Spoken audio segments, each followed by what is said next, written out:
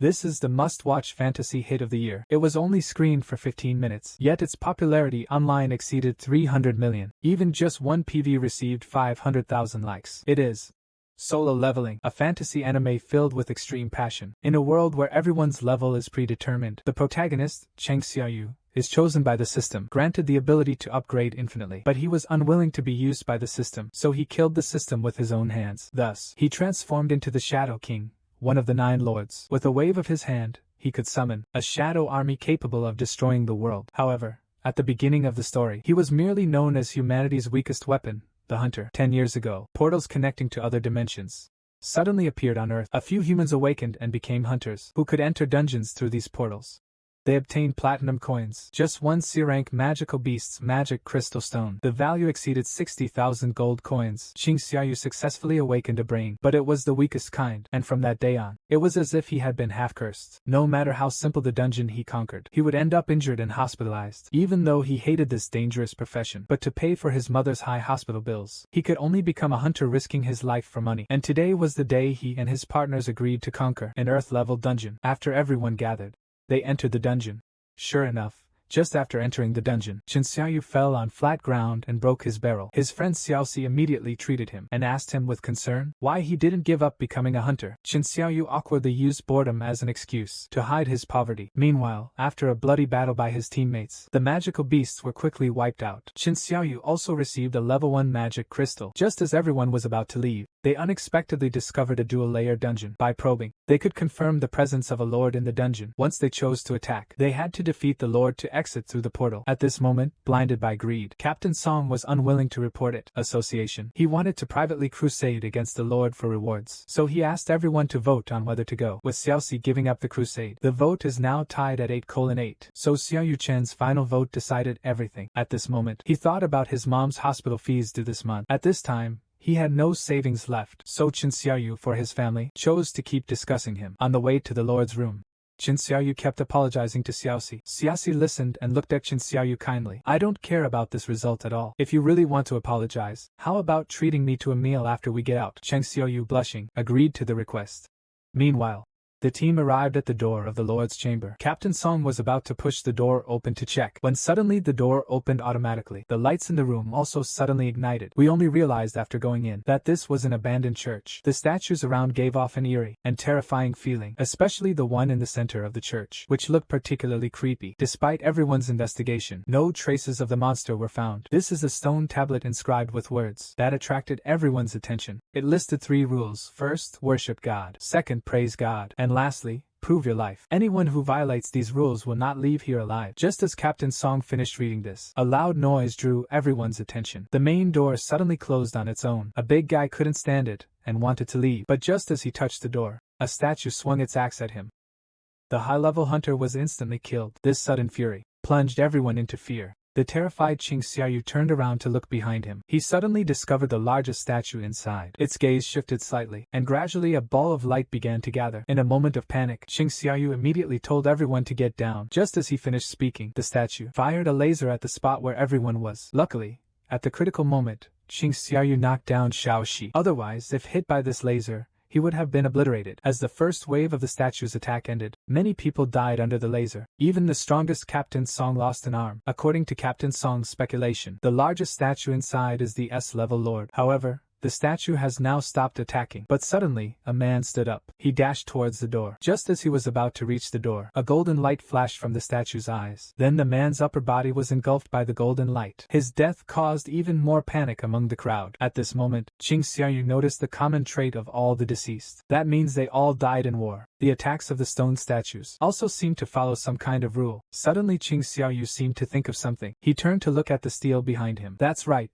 The contents recorded on the stele are the key to their survival. The first rule is to worship the gods, and the god of this room should be the largest inner statue. So Ching Xiaoyu slowly stood up and began to probe the statue. Sure enough, when he reached a certain height, the statue's eyes started to glow. Realizing this, Ching Xiaoyu quickly bent down to dodge. He could confirm that the statue only attacks reached a certain height. Ching Xiaoyu, who understood the meaning of the first rule, immediately instructed everyone to bow to the statue. Upon hearing this, everyone followed Ching Xiaoyu's suggestion. After the statue saw everyone bow to it, it began to smile eerily, and all the attacks stopped.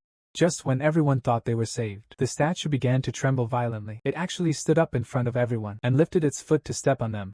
Facing the attack, everyone could only. Cheng Xiaoyu formally shouted to everyone, "The rule for this stage should be the praise of God written on the steel." Hearing the word praise, a charlatan who does odd jobs at the church confidently steps forward, his mouth as if coated with honey, praising the statue in front of him. But the statue's smile becomes even more eerie after hearing it. Cheng Xiao, upon hearing the praise, looks at the charlatan with terror. All his words of praise were meant for other gods. In the end, the charlatan was crushed by the statue. The crowd, splattered with blood, started to scatter. But at this moment, the danger wasn't just the largest statue. The statues around the temple also began to attack the crowd. The fat man who was slashed by a statue was instantly cut in half. Cheng Xiaoyu kept thinking about how to praise the god. However, those guys right in front of us are clearly demons. The fleeing crowd kept getting caught by the weapon-wielding statues. At that moment, Cheng Xiaoyu saw some statues holding musical instruments. It seemed that so far, the musical instrument statues hadn't attacked yet. So Cheng Xiaoyu told everyone to look for the musical instruments. The lizard statue. Sure enough,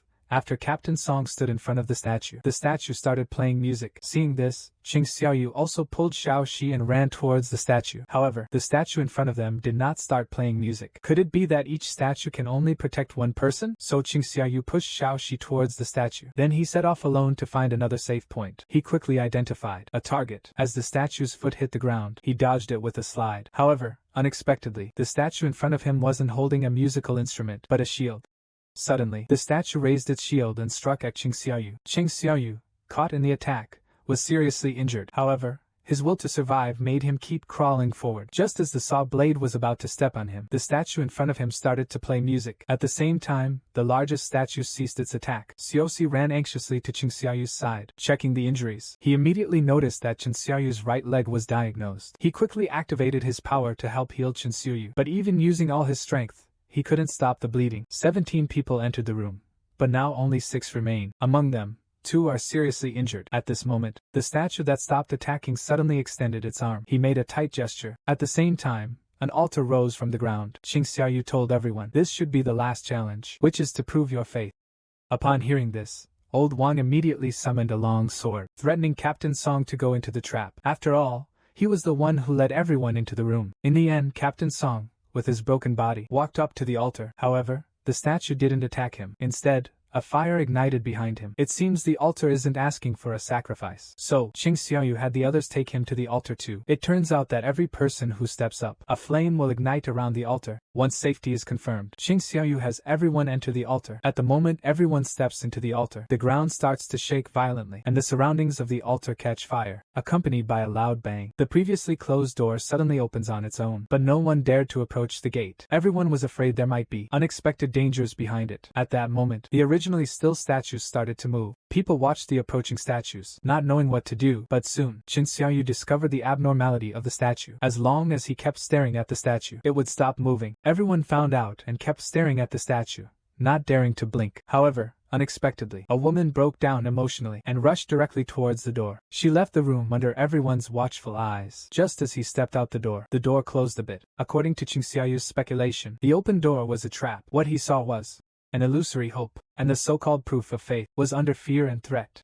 Facing a sweet temptation, he could still prove his capabilities. However, the man in the hat thought it was all Cheng Xiaoyu's speculation, and left the room, leaving him behind. As they left, a visual blind spot appeared. If one more person leaves, everyone will die. But at this moment, Old Wang thought of his family, and started to break down mentally. He threw down his weapon and ran towards the exit. This act of fleeing plunged Cheng Xiaoyu into despair. His departure would doom everyone present. Captain Song looked at the closing door. He decided to stay behind. He wanted to leave the hope of survival to Xiao Shi and Chen Xiaoyu, so he told Xiao Shi to take Chen Xiaoyu and leave. However, at this moment, Xiao Shi had already lost the strength to stand up, because she had used all her energy to help Chen Xiaoyu treat his injuries. This meant Xiao Shi couldn't take Chen Xiaoyu away. In the end, Cheng Xiaoyu made a decision. He decided to stay. He let Captain Song take Xiaoxi away. After saying that, he began to search his pockets. He handed Xiaoxi the alchemy stone. "I said I would treat you to a meal. Take this for now. Eat when you get out of here. I will get the rest of the money from you." But Xiaoxi couldn't leave Cheng Xiaoyu behind. Seeing this, Captain Song knocked him out. Then he carried Xiaoxi and headed towards the gate.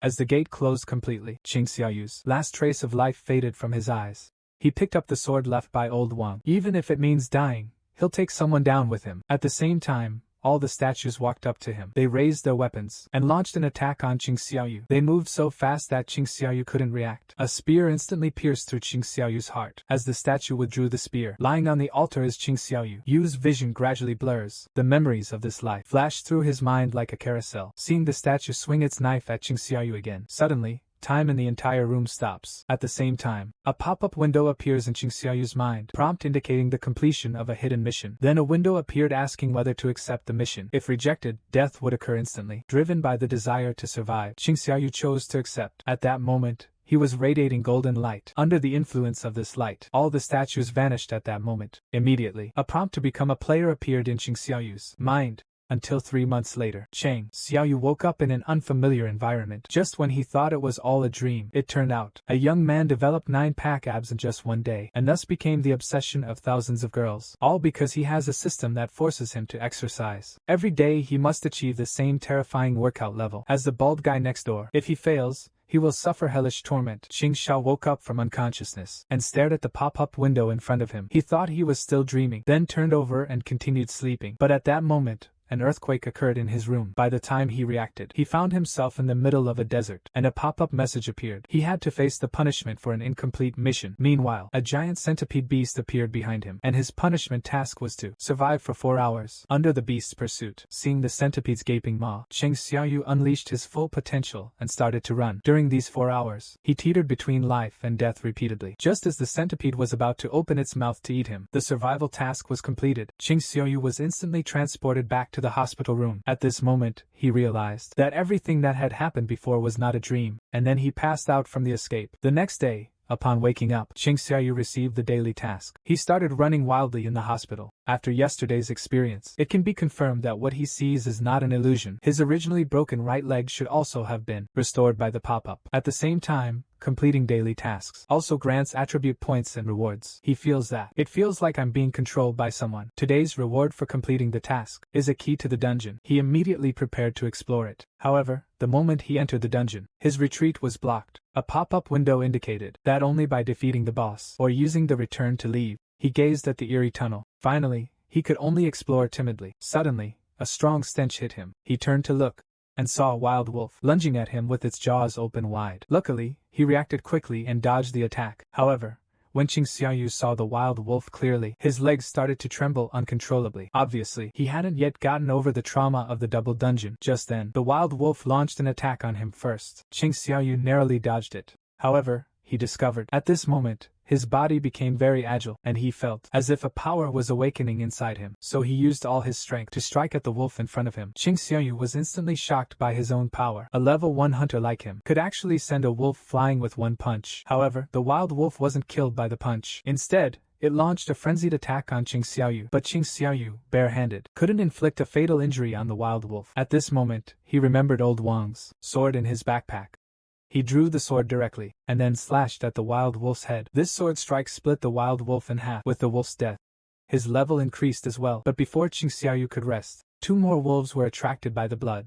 Qing Xiaoyu immediately swung his sword to fight. Unexpectedly, a wolf bit down on the sword, but Qing Xiaoyu felt his strength was constantly increasing. With just a bit of effort, he killed the wild wolf. But after slaying 3 wild wolves in a row, he still couldn't find a way back. However, as his attributes improved, he also unlocked new skills on his own. To throw a punch, Qing Xiaoyu continued to venture deeper into the tunnel. He kept slaying the wolves blocking his way, until he had slain 1,000 of them. He earned the title of Wolf Slayer. The sharp sword in his hand was about to shatter. Through continuous battles with the beasts, he could feel himself growing stronger. Finally, he reached the end of the tunnel. Suddenly, the scene. Xiaoyu felt a saintly aura blowing towards him, but in order to leave, he resolutely continued to walk forward. But just as he stepped into the room, the ground began to shake violently. Immediately, a giant tail whipped towards him. Struck by this blow, Xiaoyu was sent flying backward like a meteor. It only stopped when it hit the wall. At the same time, the only weapon broke. When Qin Xiaoyu came to his senses, a 30-meter-tall king cobra appeared before him. It should be the lord here. The king cobra instantly lunged at Qin Xiaoyu. Qin Xiaoyu also swung his broken sword at the king cobra. No matter how he attacks, he can't pierce the king cobra's scales. But the king cobra's attacks grow fiercer. If this continues, certain death awaits. Qin Xiaoyu is relentlessly whipped and tortured by the king cobra. With a flick of its tail, the king cobra sends Qin Xiaoyu flying again. But Qin Xiaoyu he stood up trembling. He was not willing to die here. Then he charged at the king cobra again, as Qing Xiaoyu was constantly knocked flying and relentlessly ravaged. The power within him finally broke free. His power level surged directly to 48 points. Then Qing Xiaoyu grabbed the king cobra at its critical spot. He crushed the king cobra with sheer brute force. With the fall of the king cobra, it also dropped 2 items, a paralyzing dagger made from fangs, and a venom with side effects. At this moment, the space started to shake violently, and the surroundings transformed into the real world. Chang Xiaoyu, dragging his weary body, walked toward the ground. Just as he exited the station, he sensed a powerful magical beast aura. Sure enough, a spirit master magical beast had invaded the real world from the dungeon nearby. At the same time, many hunters were engaged in fierce battles with the magical beasts. However, this hastily assembled team couldn't pose any threat to the monster. At this moment, Qing Xiaoyu saw a familiar figure in that team. It was Xiao Shi, who had been taken away by Captain Song earlier. It seems those who left earlier didn't die, but judging by Xiao Shi's look, she still hasn't recovered from the fear. Qing Xiaoyu raised his broken sword to help those people. He raised his broken sword and concentrated all his power into his wrist. He directed the broken sword towards the mainland and the lord. This strike directly broke through the monster's defense. Then the monster's body began to crack. After seeing the monster's abnormality, the hunter squad seized the opportunity and gave their all, delivered the fatal blow to the monster. Finally, the monster died under the siege of the crowd, and the squad leader immediately noticed the broken sword that pierced the monster's defense. He quickly picked up the broken sword and asked the armed team members who threw this broken sword. However, by the time he turned around, Qing Xiaoyu had already left. In the days after returning to the hospital, Qing Xiaoyu began to train furiously. Overnight, he became a muscular hunk. Even his height and length increased by 30 centimeters, so much that he didn't dare use the bathroom in front of others. It seems these are all side effects of putting attribute points into strength. If he keeps increasing his strength, he might turn into a star. But Qing Xiaoyu still chose to put all his attribute points into strength. As soon as Qing Xiaoyu got home after recovering, he received a call from the landlord asking for rent. So he immediately went to find the strike team to make money. But in the current team, there isn't even a single healer. Moreover, from the leader, I could sense a hint of killing intent. Sure enough, the moment everyone stepped into the dungeon, the hunters' faces showed an evil smile. This boy is clearly just a weakling, yet he has top-notch gear. Just because the boy has a mayor for a father, he says he's a hunter just for fun. Cheng Xiaoyu despises such pretentious interviews, but has no choice but to team up with him to raid the dungeon. However, just entering the dungeon, the faces of those hunters all showed wicked smiles. Qing Xiaoyu suddenly had a bad feeling in his heart. At this moment, someone discovered a cave full of magical beast corpses. Everyone curiously walked towards the cave. Suddenly, they were all stunned by the scene before them. There was actually a mine here, but above the mine, a spider lord was sleeping.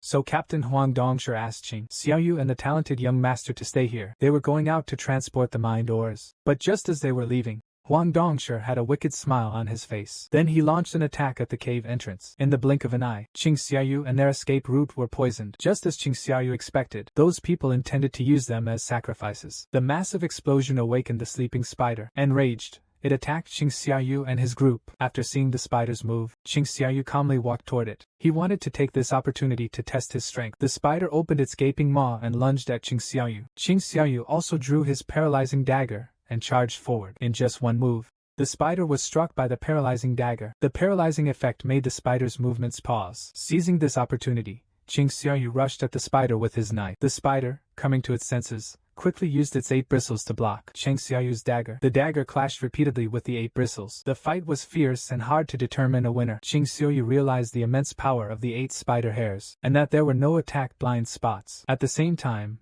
its tough exterior made it hard for the short sword to cut through. So to kill it, he needed to use the special ability of the short sword. That was to bleed the opponent to death. Thus, Qing Xiaoyu prepared to charge at the spider. But at this moment, a green light suddenly emerged from the spider's mouth, and then it sprayed a highly corrosive liquid.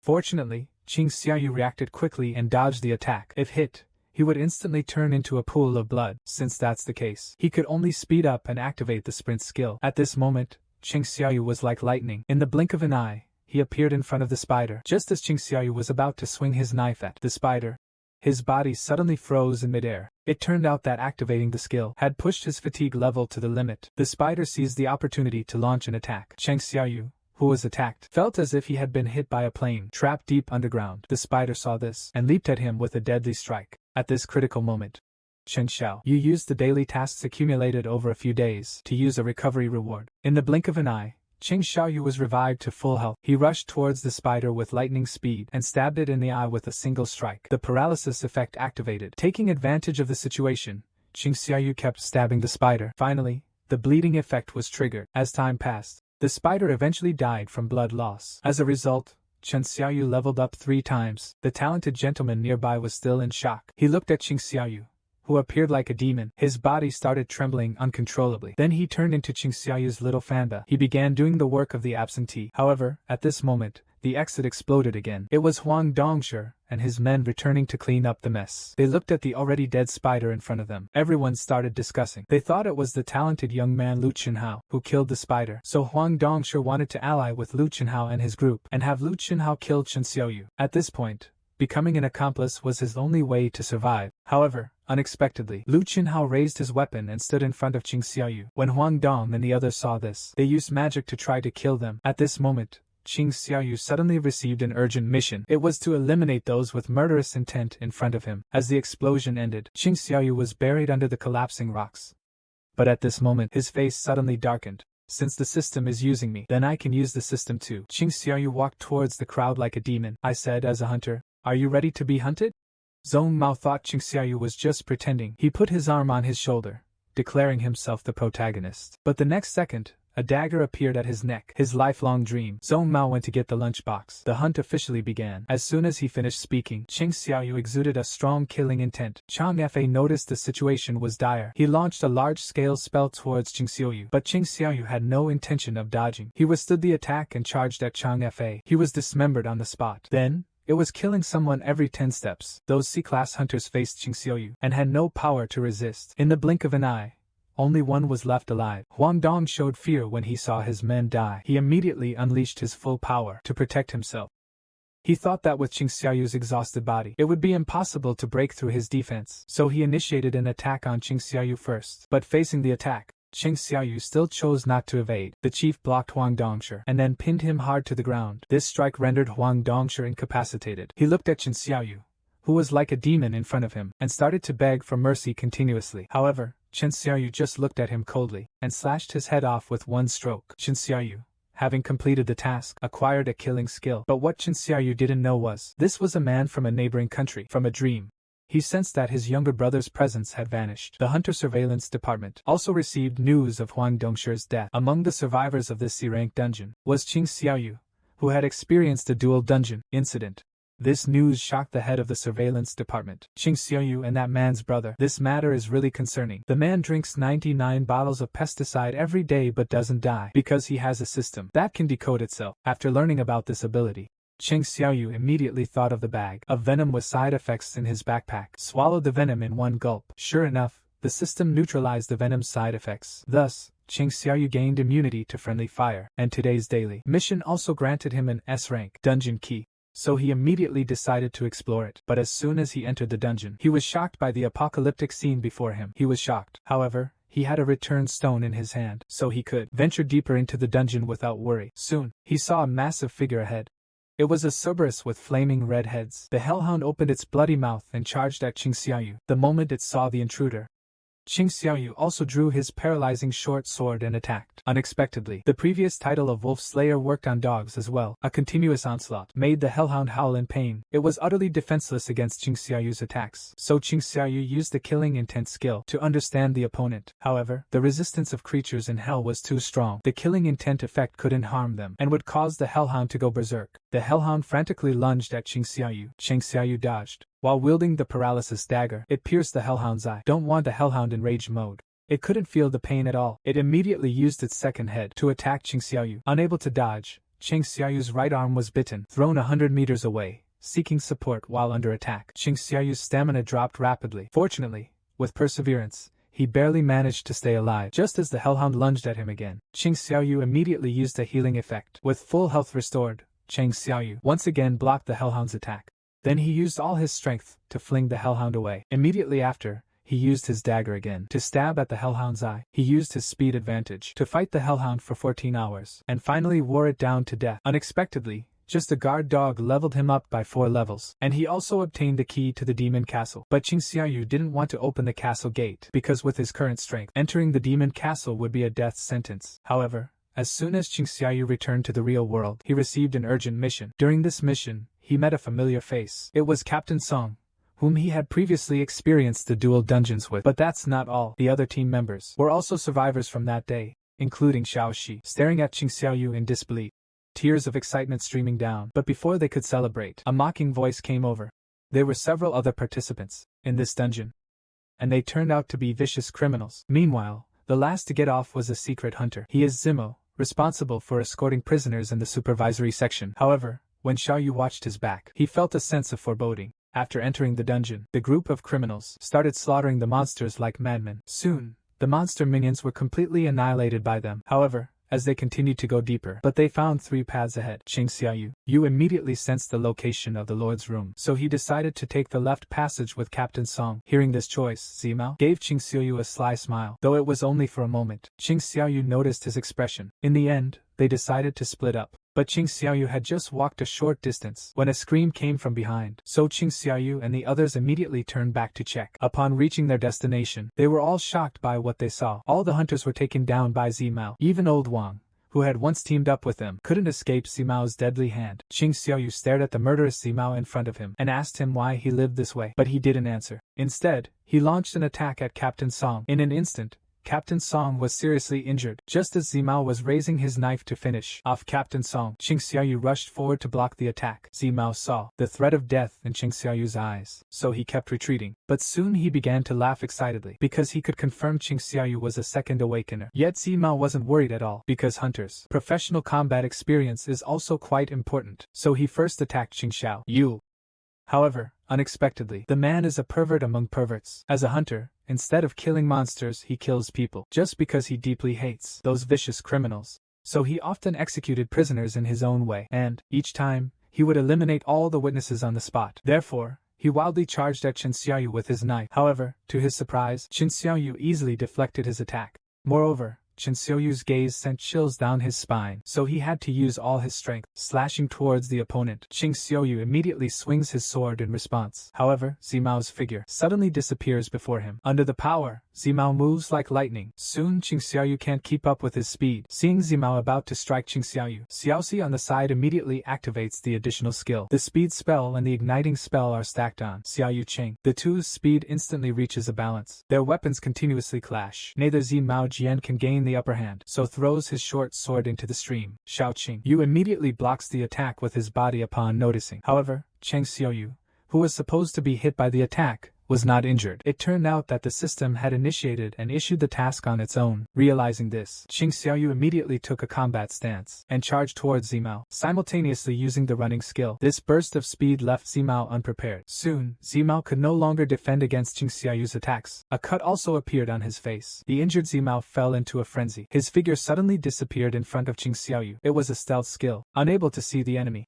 Qing Xiaoyu could only endure Zimao's continuous attacks. Soon, Qing Xiaoyu was seriously injured and fell to the ground. Seeing this, Zimao revealed himself, ready to show off. However, unexpectedly, Qing Xiaoyu's wound healed instantly. Then he swung his knife at Zimao. Zimao, dodging the attack, once again retreated into the darkness. But at this moment, Qing Xiaoyu could easily counter Zimao's attacks, and Qing Xiaoyu directly activated his killing intent skill. Zimao's feet suddenly felt like they were trapped in a swamp. He felt as if he was facing a demon. While he was in a state of panic, Qing Xiaoyu's short sword pierced his heart. Before he died, Zimao unwillingly asked Qing Xiaoyu's level. Hearing this, Qing Xiaoyu looked indifferent. If I told you I get stronger with every fight, what level do you think I am? Zimao was so furious upon hearing this humble brag. Qin Xiaoyu also pulled out the short segment inserted into Zimao. Unexpectedly, his heart was shining with a white light. It turned out to be a floating stone with invisibility power. After storing the floating stone properly, Qing Xiaoyu successfully solved the issue with the Lord. However, just as they were leaving the dungeon, Chief Huang Mao of the Hunter Inspection Division stopped them. His purpose was to investigate the cause of Hunter Zimao's death. Just as Qing Xiaoyu was about to confess, Captain Song took responsibility. However,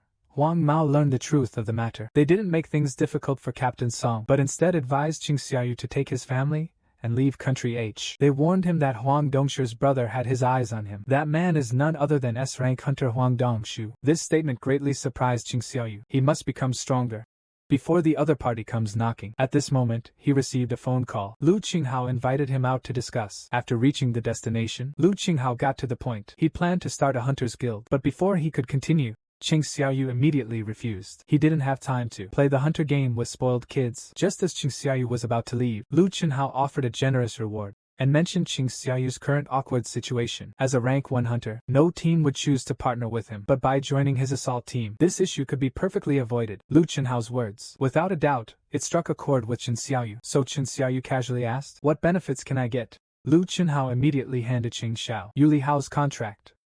After Qing Xiaoyu saw the specific remuneration, his pupils suddenly constricted. He didn't expect Lu Chenhao. They actually used a 200 million property to hire him, and he only needed to help conquer 19 sea-level dungeons. Such generous terms. There was no reason to refuse. However, Xiaoyu still made a request, which was that this was a team full of hidden talents. They're either patients, drunks, or minors. All because Qing Xiaoyu didn't want to reveal his true strength, so he had Lu Chenhao pay some stand-ins to activate the portal. But only Qing Xiaoyu and one other were needed to clear the dungeon. Just as the strategists were discussing where to claim the bounty after their deaths, Lu Chenhao, he hurriedly ran out of the dungeon.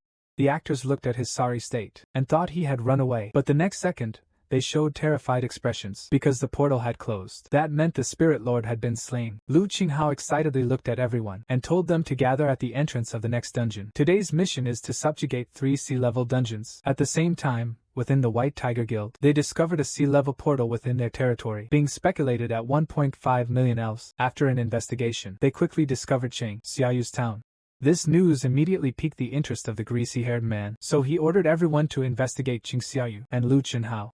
After all, Qing Xiaoyu survived 3 disastrous accidents without a scratch, so according to his speculation, Qing Xiaoyu must be one of the legendary Second Awakeners. Therefore, Yudo decided to personally investigate Qing Xiaoyu. Meanwhile, Qing Xiaoyu was fighting monsters in the dungeon. As he swung his sword, the monsters in the C-rank dungeon could only become his experience points for leveling up. As his level increased, he gained more and more practical skills. But at this moment, an urgent task caught Qin Xiaoyu's attention. It was a job transfer task assigned by the system. At the same time, the leader arrived at the entrance to the dungeon they were attacking, but he was stunned by what he saw. He saw the members of the assault team in front of him were all rebounding. By asking him, we learned that only 2 people enter the dungeon each time. This news made the greasy-haired guy quite excited. He was sure that Qing Xiaoyu was a rare super hunter. At this time, Qing Xiaoyu and his companion also exited the dungeon. He asked Lu Chenhao to cancel all the dungeons tomorrow. As soon as the words were spoken, the slick-haired man approached Qing Xiaoyu. He invited Qing Xiaoyu to the White Tiger Guild headquarters, then said their White Tiger Guild would invite him to join at twice Lu Chenhao's price. But Qing Xiaoyu was unmoved.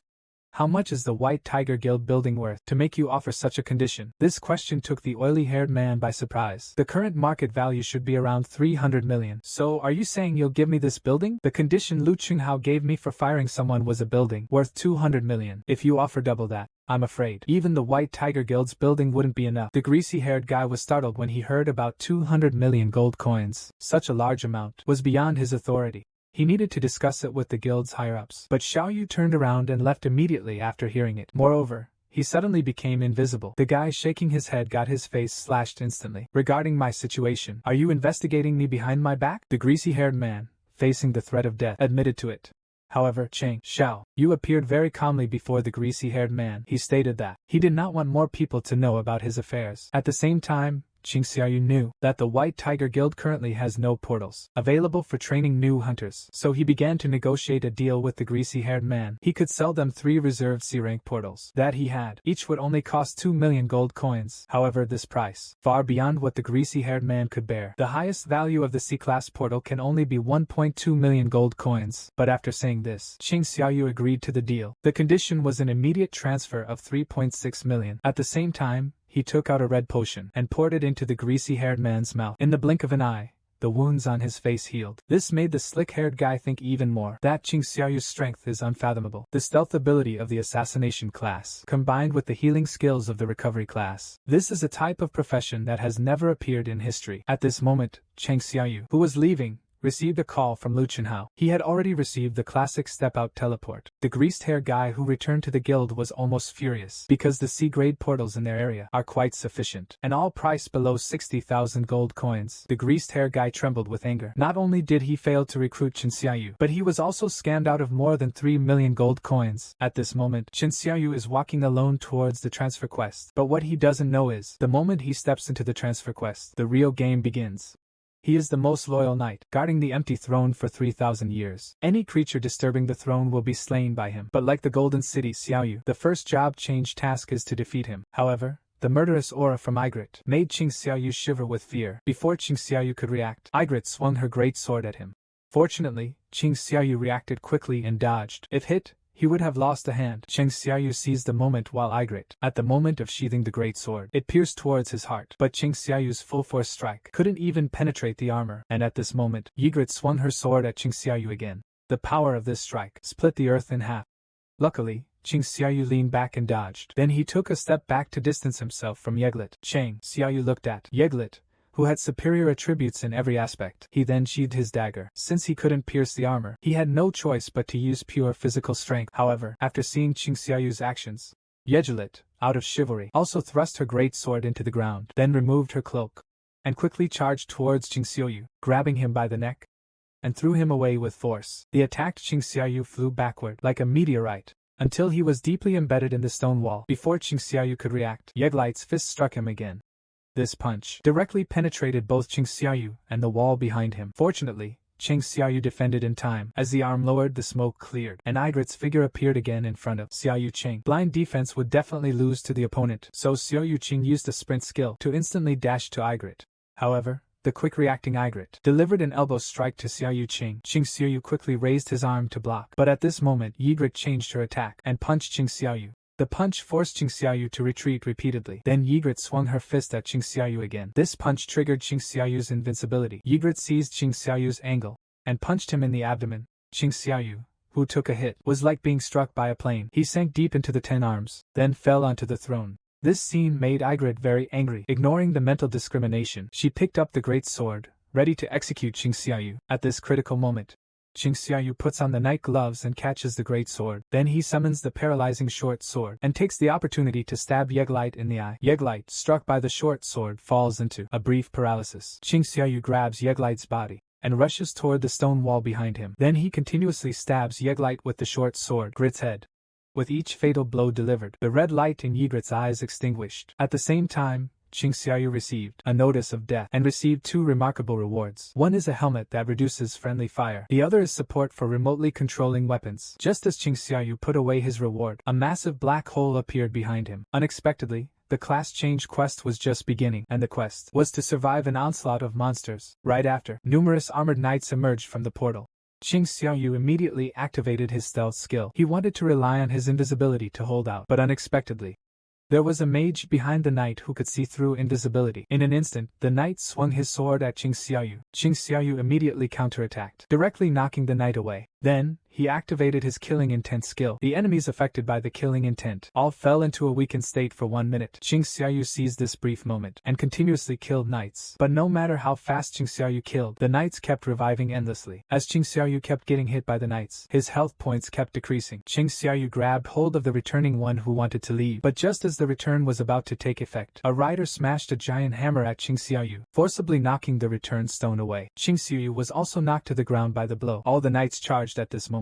We saw Qing Xiaoyu being repeatedly dragged on the ground by the knights. Seeing the knight's giant ship about to chop Chen Xiao, a pop-up appeared, indicating you failed to complete the daily task. Then Qing Xiaoyu disappeared in front of the knight. When Qing Xiaoyu woke up again, he found himself in that familiar desert of punishment. Unexpectedly, the punishment task saved his life. The restriction on opening the shop in the punishment zone was lifted. Qing Xiaoyu immediately bought a potion to recover, then decided to level up by killing centipede monsters during the 4-hour penalty period. Only by becoming stronger can he complete the job change quest. Soon, the centipede monsters in the desert were wiped out by Qin Xiaoyu. Qin Xiaoyu's abilities saw a qualitative leap. He even spent all his savings to buy a Night Killer dagger. This way he gains enough confidence to pass the class change mission at the last moment before leaving the punishment zone. Qing Xiaoyu used the support of the Dominator's hand. When Qing Xiaoyu returned to the class change instance again, the knights had reached thousands. Qing Xiaoyu raised his short sword and charged at the knights. As he killed more knights, Qing Xiaoyu noticed something unusual. Dealing with so many enemies without gaining experience, no indications whatsoever, and the mage never attacked.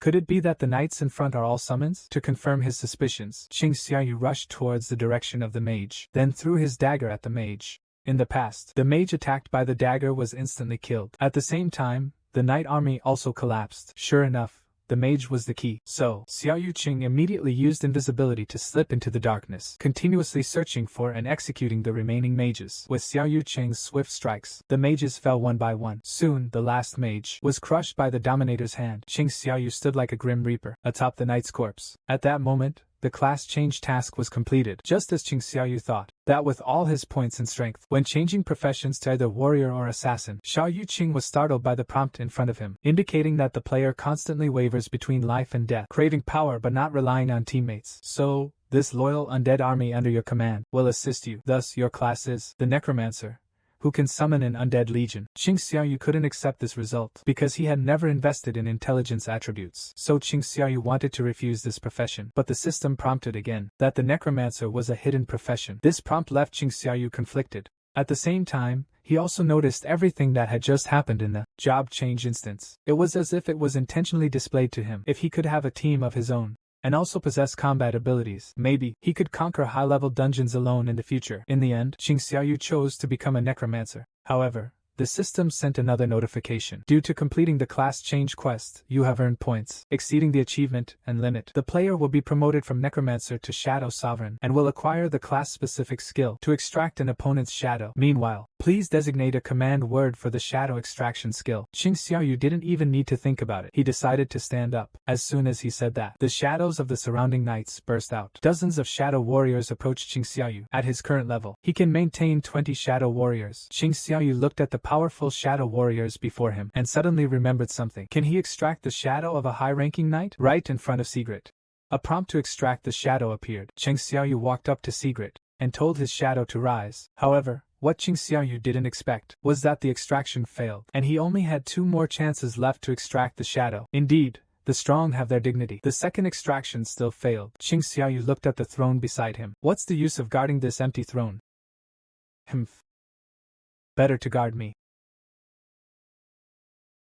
As he finished speaking, Ygritte's shadow burst out from within him. Sure enough, he still retains the strength he had when he was alive. Starting today, your name will be Ygritte, and to my Shadow Legion, please take care of him from now on. However, what Qing Xiaoyu doesn't know is, at this moment, S-class hunter Huang Dongshu has arrived at location A. His purpose this time is to kill Qing Xiaoyu, avenge his brother. Meanwhile, Qing Xiaoyu went to test the strength of the Shadow Legion. He went to try out a C-rank dungeon. However, the moment he stepped into the dungeon entrance suddenly turned red, which meant the dungeon was at least B rank. Rare, and they must defeat the Lord to leave. Sure enough, just after entering the dungeon, the team was attacked by monsters, and the attackers were highly intelligent skeletons. Fortunately, there was a high-ranking hunter, Wang Jie, in the raid. However, he considered low-level hunters a burden. He took all the capable hunters with him, leaving the low-level hunters to fend for themselves. At the same time, the appearance of the red portal also attracted S-rank hunters by Lu Hao and Huang Dongshu, and their target is Qing Xiaoyu. The number of Qing Xiaoyu's shadow army increased once again. After contracting the Knight Yejret, Qing Xiaoyu led the shadow army to successfully level up, killed the guardian of the S-class dungeon, Snow White, dominated her shadow, making her the second general under his command. After Qing Xiaoyu changed his job to Shadow Monarch to test his strength,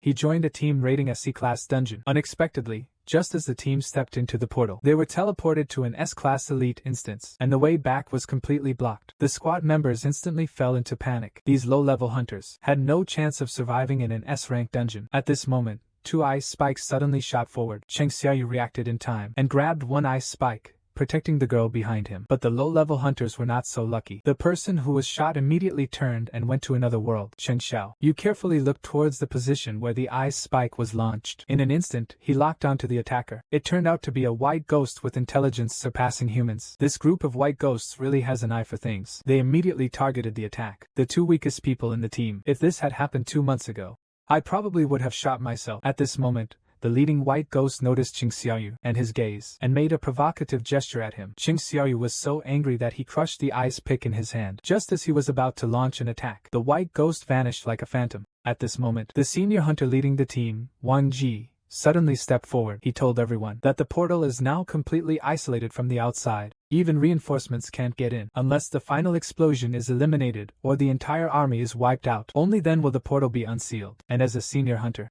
I will absolutely take responsibility for everyone's lives, but I can't guarantee that everyone will make it back alive. So he suggested that hunters with B-level or above strength form an extermination team, leaving those low-level burdens behind to wait for death. And among them was you.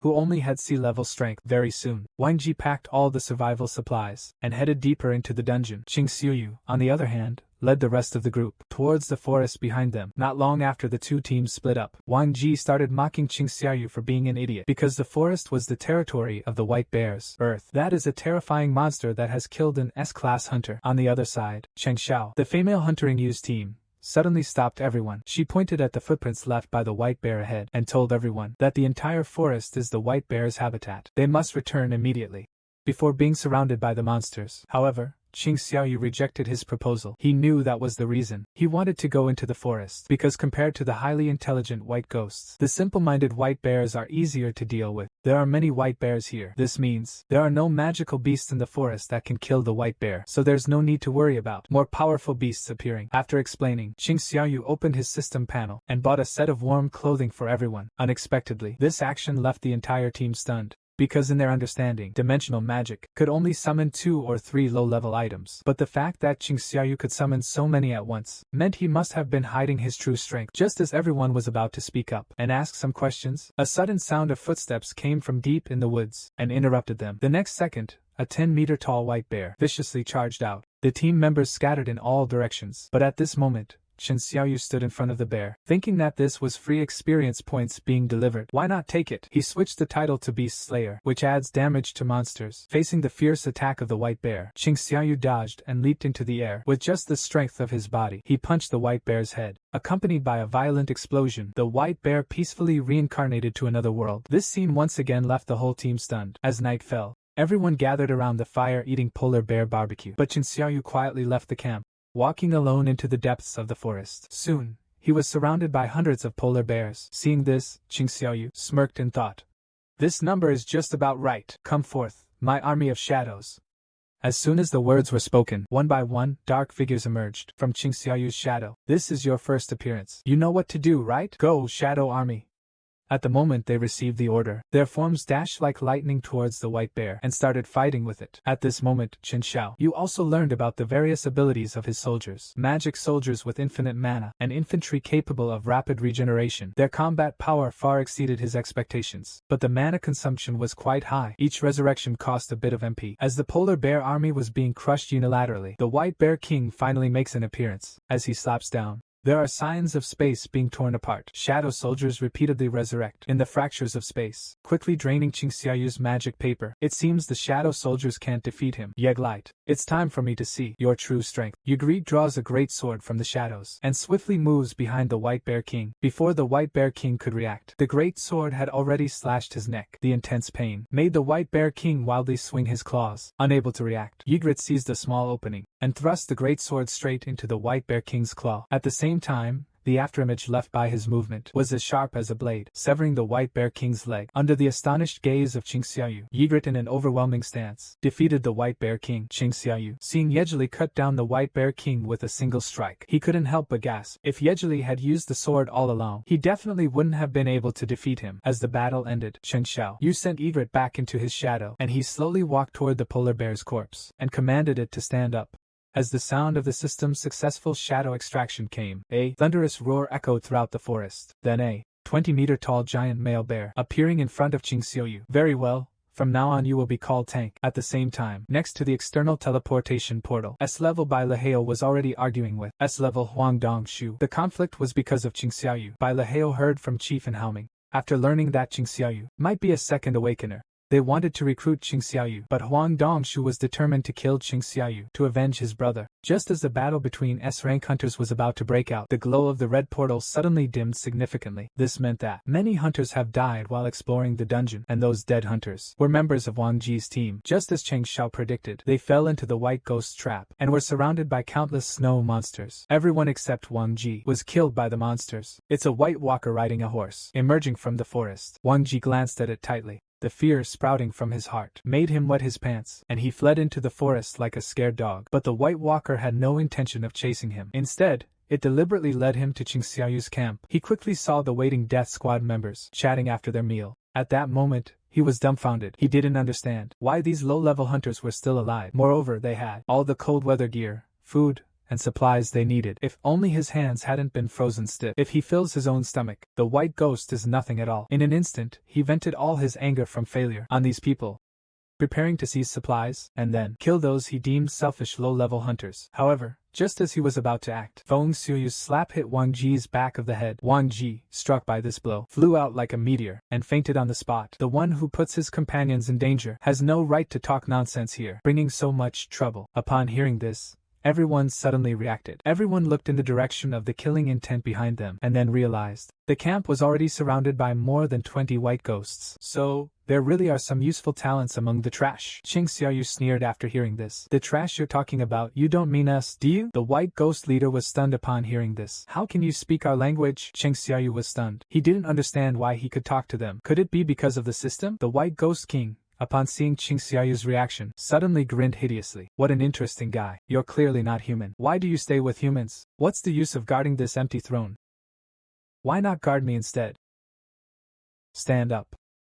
Qing Xiaoyu's Shadow Legion has once again been upgraded. After contracting with Ygritte and White Bear, Qing Xiaoyu killed the hunter King Ji and extracted his shadow, gaining his first nearly S-rank warrior. Right after Qing Xiaoyu fell into the encirclement of the White Ghost tribe, the White Ghost King stated his intention. He pointed to the ominous figure beside him. It was none other than the one who had provoked Qing Xiaoyu just as he entered the dungeon. I want to introduce you to a friend. He told me there's a formidable person among humans who wants to challenge you to a duel. However, before he could finish his sentence, Qing Xiaoyu swiftly moved behind the White Ghost King. As blood splattered in the air, the White Ghost instantly knelt down and surrendered on the spot. Qing Xiaoyu glanced at the White Ghost King with disdain. Do you have anything else to say now? But the White Ghost King did not regret his subordinate's amusing incident. Instead, he laughed grimly. What an interesting guy. At this moment, Qing Xiaoyu was forced to retreat repeatedly by the terrifying aura emitted by the White Ghost King. You are clearly not human. Why do you want to be with humans? Qing Xiaoyu was stunned on the spot after hearing this. He thought the other party was talking nonsense, but the White Ghost King pointed to his own head and told Qing Xiaoyu that a secret kept echoing in his mind, and that was to kill humans. But when he faced Qing Xiaoyu, he couldn't hear that command, so it ruled out the possibility that Qing Xiaoyu is human. Therefore,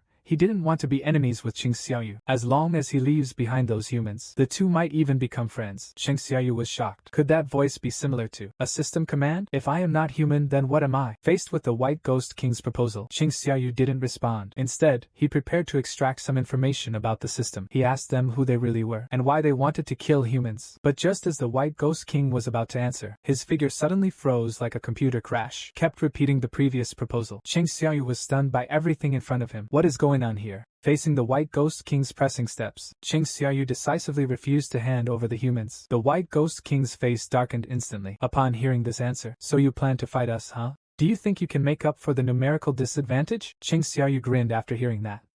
Who are you talking about? As soon as the words left the martyr's mouth, countless shadow soldiers emerged from Qing Xiaoyu's shadow. Leading them was a shadow polar bear, which left the squad members utterly stunned. However, the White Ghost King remained completely unfazed by the scene. It's just some tricks. However, before he could finish his words, countless shadow soldiers charged into the White Ghost camp like lightning and started fighting them. Watching the chaotic battle in front of him, Qing Xiaoyu understood that his army, despite their numerical advantage, but the magic won't last long. Even if the soldiers can keep resurrecting, if they keep getting killed, there will still be fewer and fewer. Although the shadows have leveled up enough to deal with the White Ghost soldiers, the White Ghost King is the real problem. That guy's level is very high. Even if I team up with Ygritte, it will still be hard to win. As he pondered, he glanced at the unconscious Wang Ji. If he could extract a stronger shadow, then he could change the situation. Soon Qin Xiaoyu came up with a perfect plan to defeat the White Ghost King. He concentrated his power in his left leg. He dashed toward the White Ghost King. At the same time, the sword was kicked to Wang Ji's side. Then Qin Xiaoyu jumped and slashed at the White Ghost King's head. But the White Ghost King dodged the attack with a step back and stomped on Qin Xiaoyu's dagger.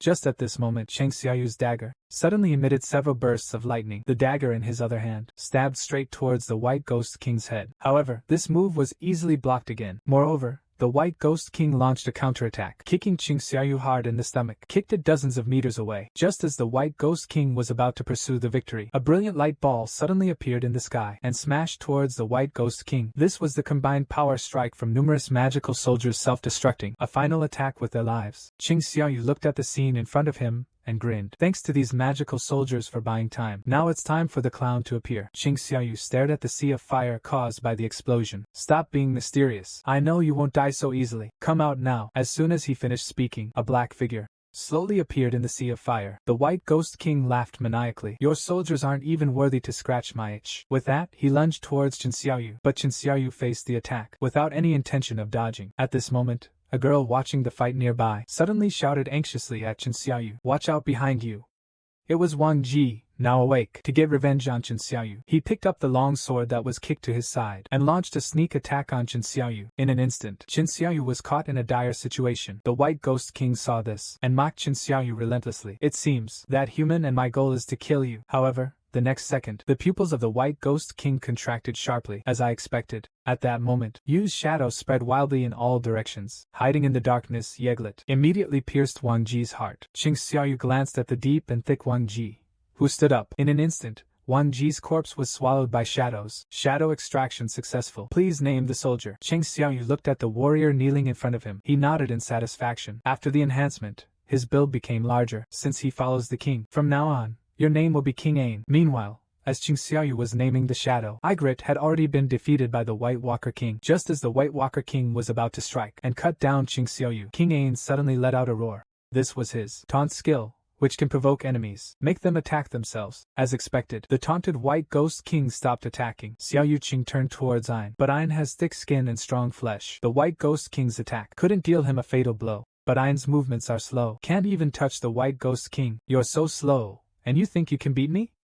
Not a chance. Qin Xiaoyu grinned after hearing that. Is that so? What if all three of us attack together? Just as he finished speaking, the deceased Ygritte revived once again. Qin Xiaoyu. The three of them began to gang up on the White Ghost King. While the White Ghost King was constantly evading attacks, Qin Xiaoyu found a flaw and stabbed the White Ghost King's arm with a dagger. Paralysis effect activated. Bleeding effect activated. Qin Xiaoyu couldn't believe it. The White Ghost King managed to avoid a fatal blow in such a situation. Then the system showed that due to the White Ghost King's high defense, the abnormal effect was automatically lifted. Meanwhile, on the other battlefield, the White Bear had already led his followers to kill all of the White Ghost King's subordinates. Seeing this, the White Ghost King was furious and frantically charged at Qin Xiaoyu. He understood that as long as he took him out, the shadow soldiers will all disappear. Facing the attack, Qin Xiaoyu draws his dagger and throws it at the White Ghost King. The White Ghost King easily dodges the attack, while mockingly saying, "You fool, have you abandoned your weapon?" Taking advantage of the White Ghost King's lapse in defense, Qin Xiaoyu activates the hand of the ruler. The celestial dagger suddenly changed direction and accelerated towards the White Ghost King. Just as the White Ghost King was about to dodge, Ain suddenly emerged from the ground and tightly embraced the White Ghost King. At the same time,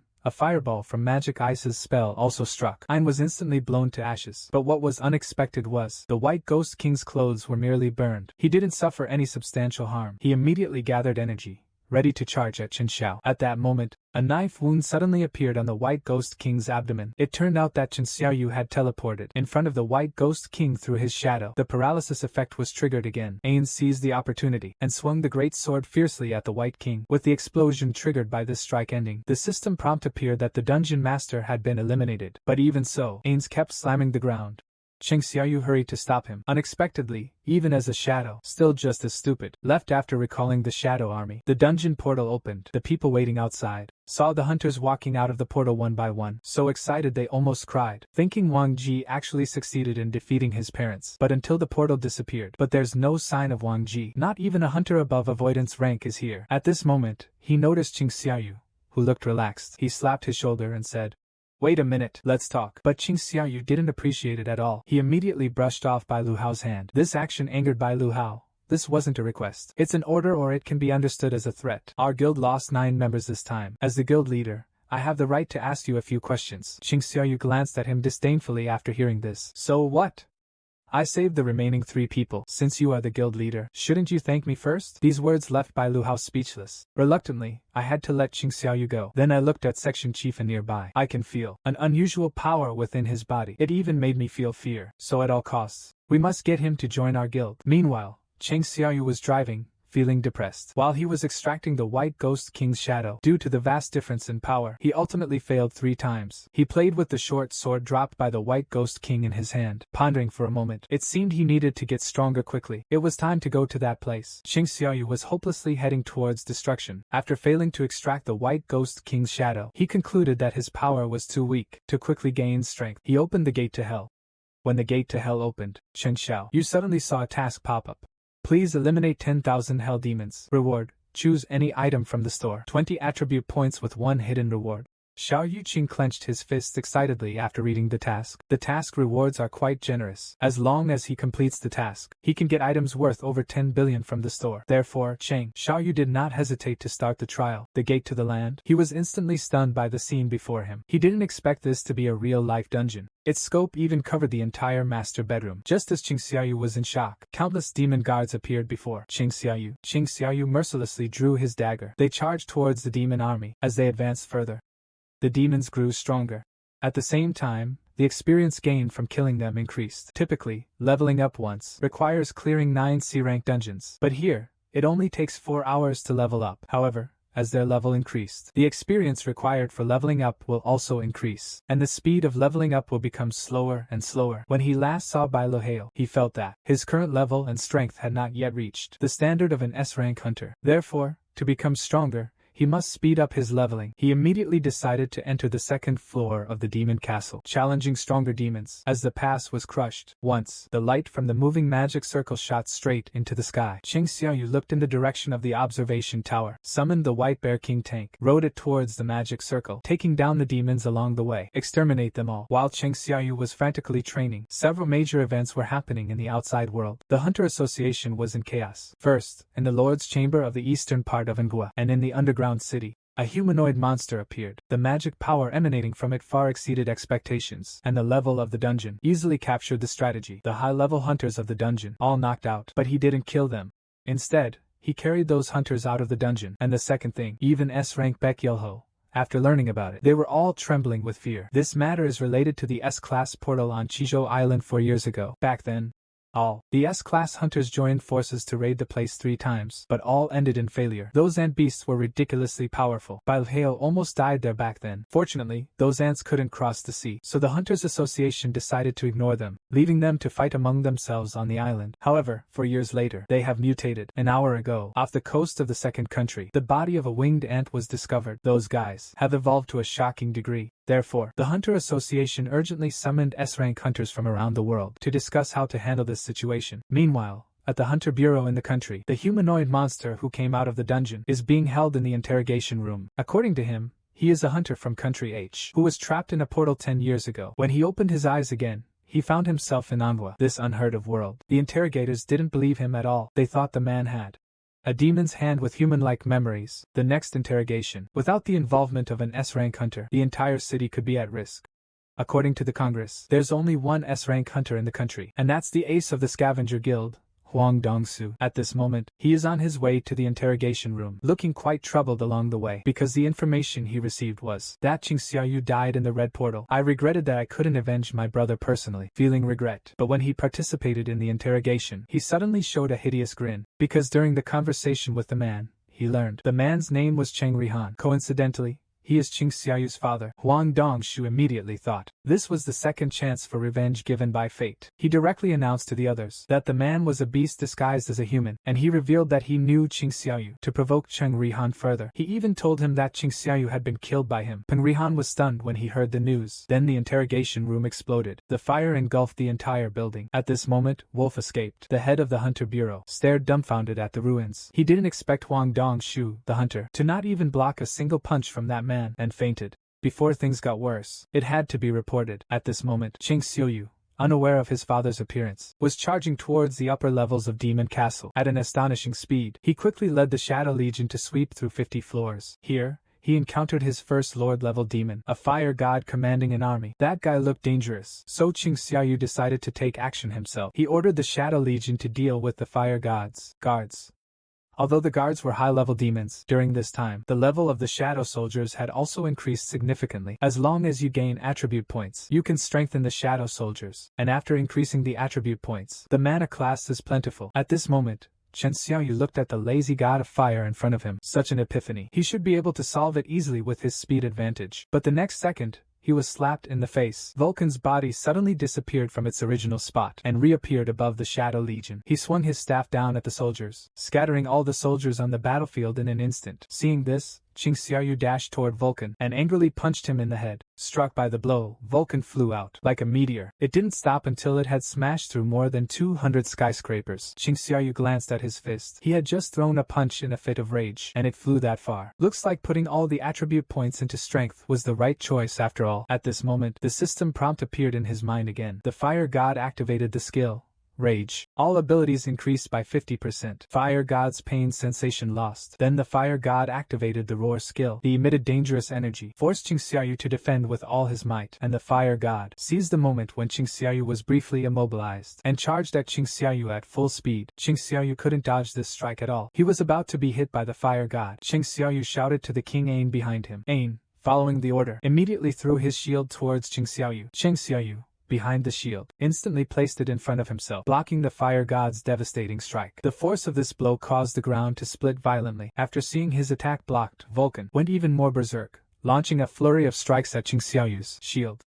Fortunately, Qing Xiaoyu's strength held up, and while continuously defending, he also found Vulcan's flaw. During the pause as Vulcan prepared for his next attack, Qing Xiaoyu gave up his defense and dashed towards the Fire God. But just as the short sword was about to hit the Fire God took a step back and easily dodged. In an instant, Qing Xiaoyu fell back into a passive position. He didn't expect that this guy exposed the flaw on purpose, to lure him in, facing the Fire God's swinging club again. In midair, Qing Xiaoyu had nowhere to hide. If only he could move his body.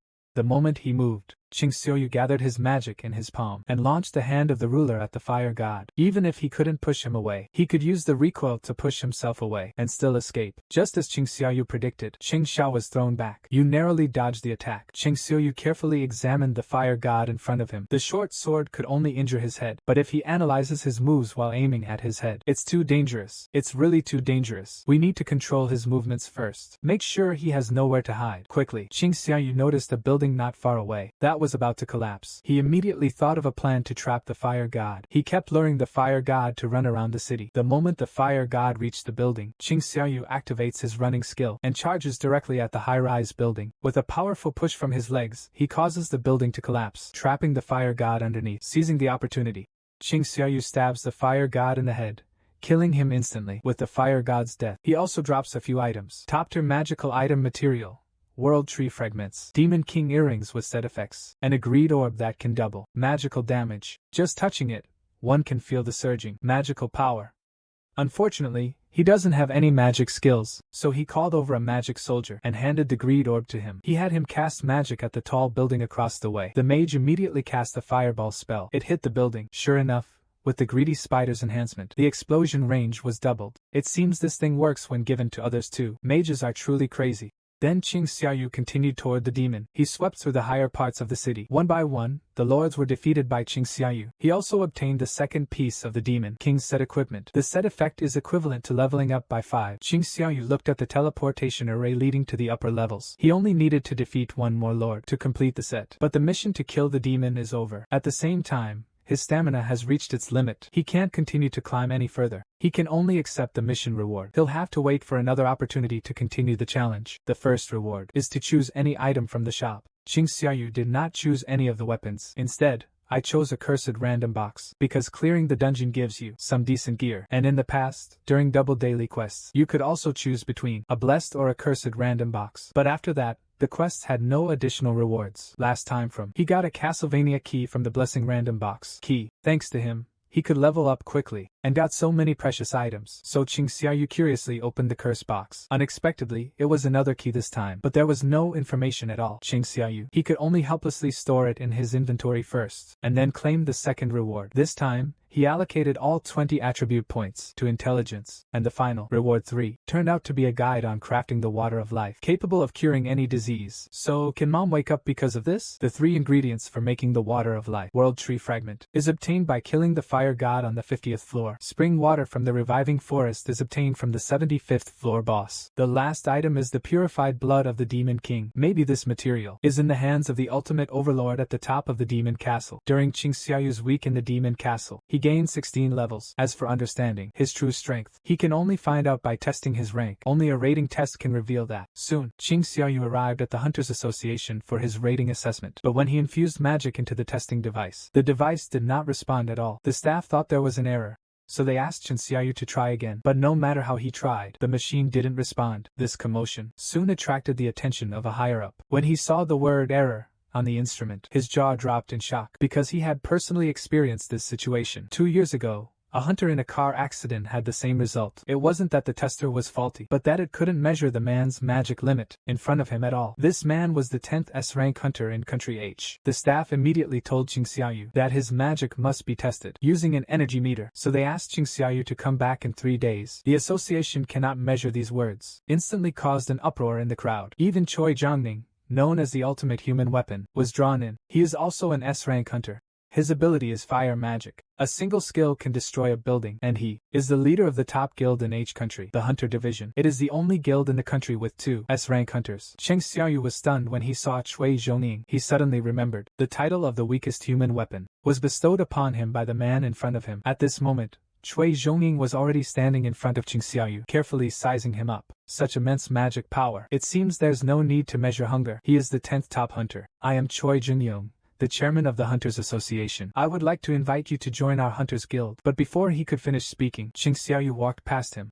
Sorry, I don't have time. Within the 3 days before the second test, there are so many things to do. He has to hurry to Demon Castle to make medicine. But Choi Jiangyan, who was rejected, didn't feel embarrassed. After all, there's always a next time. There will be plenty of opportunities in the future. He left quietly without a word. It seems he is an excellent member of the assassination series. Choi Jungin never thought that the assassin in his eyes preferred group fights the most. Just then, White Law suddenly charged forward at great speed. Choi Jungin smiled and greeted him. Mr. Beck, what brings you here? Coming all the way from White Tiger Building to the Hunters Association is quite a distance. Look at you. All out of breath. You transformed when you ran over here, didn't you? Could it be that during the training accident at the White Tiger Guild, the mysterious helper was Hunter Qing Xiaoyu? Just a friendly reminder. Judging by his attitude just now, he won't be that easy to recruit. At the moment Bai Luhao heard this, I realized I was a step too late. Now it's trouble. Just happened to be discovered by this old sly fox. At this moment, Qing Xiaoyu was taking care of his anonymous mother's ward in the hospital. As he left the ward, he suddenly noticed Chief Wu standing at the door waiting for him. That day, did you kill the monster in the double dungeon? Thanks to you, I realized how poor my judgment was. So, Chief Wu is here to invite Qing Xiaoyu to join the inspection department,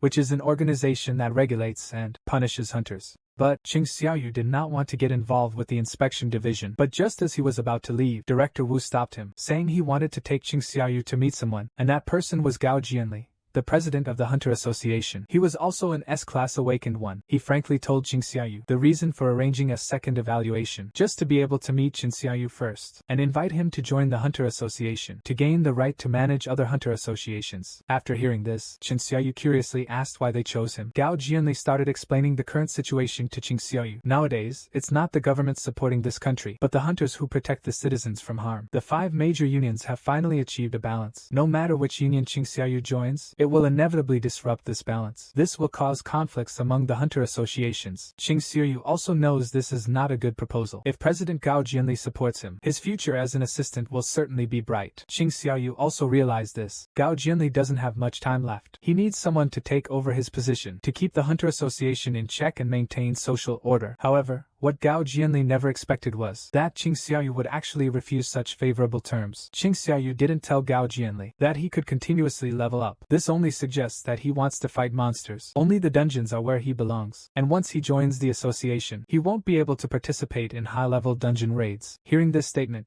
Gao Jianli was stunned for a moment. From Qing Xiaoyu's eyes, he could feel that his words were sincere. This made his heart, which had been calm for many years, come alive once again. Heartbeat rises. He couldn't help but sigh.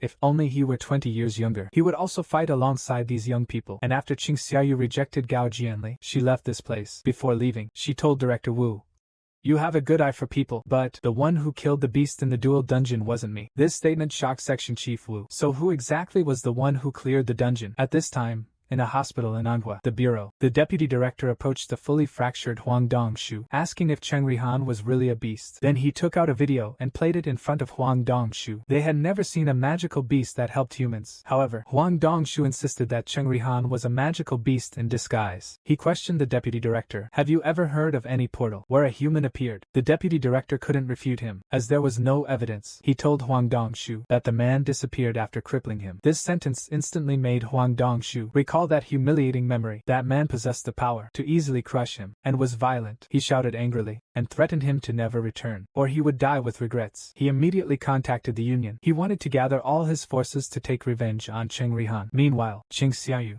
who had just returned home, decided to buy some items to quickly climb to the top of Demon Castle, fire-resistant protective gear. But he currently has no money, so he wants to sell the greedy spider for cash. But auctioning it requires disclosing how he got it, and he's just a level 1 hunter, holding such an incredible item. It will definitely attract attention. Now the S-Rank certification still needs some time to obtain. At least having a strategy and records of the portals will avoid arousing too much suspicion. So he joined an A-Rank dungeon raid team as a logistics worker pretending to be absent. And it was here that he first encountered S-Rank hunter Chahoy. He domineeringly pulled the man in front of him and carefully smelled his scent. The delicate fragrance unconsciously intoxicated him. He didn't understand. Even though it was his first time seeing this man, why did he feel a strange flutter in his heart? Cheng Xiaoyu, who was being taken advantage of, was stunned. He thought he had encountered a female hooligan trying to protect his innocence. He quickly fled from here. Unbeknownst to him, this woman was destined to be his other half. It turned out that not long ago, Cheng Xiaoyu joined an underground dungeon raiding team to qualify for entry into the auction house, and, to avoid prematurely revealing his S-class strength, he chose to become a logistics miner. Due to the large scale of advanced dungeons, one attack team can't accomplish everything, so there is a division of labor. The attack team is involved in conquering the dungeon. The mining team is responsible for mining in the dungeon. The recovery team collects monster corpses. The attack team kills first all the monsters except the ultimate lord. Then the mining and recovery teams go in to collect supplies. Wait until there's nothing of high value left in the dungeon. The attack team will then kill the lord and close the portal. Cheng Xiaoyu carefully examined the advanced portal in front of him. I really want to go in and take a look sooner,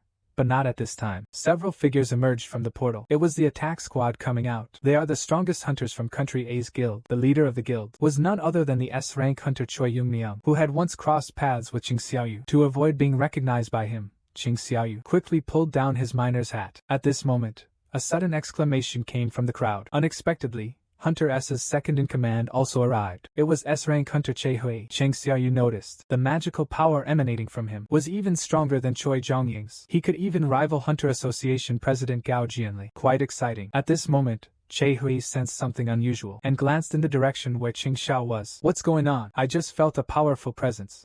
Why did it suddenly disappear perfectly? Was it just my illusion? Then he unconsciously covered his lipstick with a cloth. He started coughing incessantly. Cheng Xiaoyu couldn't help but sigh. He didn't expect this woman's perception to be so strong. As the attack team departed, Cheng Xiaoyu followed the foreman into the dungeon. The moment he stepped into the dungeon, a burst of explosive magical aura hit him in the face. It was the wave emitted by the dungeon lord. Cheng Xiaoyu could clearly feel that this lord was much stronger than the fire god in Castlevania. Although Cui Zhongying and Cha Wu were formidable, to successfully defeat the lord here, it would require perfect teamwork. After casually scouting the area, he then joined the mining work, and his mining efficiency immediately amazed everyone on site, calling Cheng Xiaoyu a born miner. Soon after, the foreman came to call Cheng Xiaoyu for lunch, and Cheng Xiaoyu took advantage of the empty dungeon. He walked alone into the depths of the dungeon. Soon, a sleeping beast spirit lord appeared before him. With his current strength, he should have no problem killing the spirit lord. Immediately, he summoned his short sword, intending to kill the spirit lord directly. But at that moment, a clear voice of a girl came from behind him. What are you doing here? The person was Che Hui. Cheng Xiaoyu immediately stopped what he was doing, and discreetly put away his weapon. He explained that he was there because he got lost. Che Hui didn't doubt this explanation, and told him to leave the ultimate lord's place quickly. If the lord escapes, everyone in the dungeon will be killed. Cheng Xiaoyu immediately complied,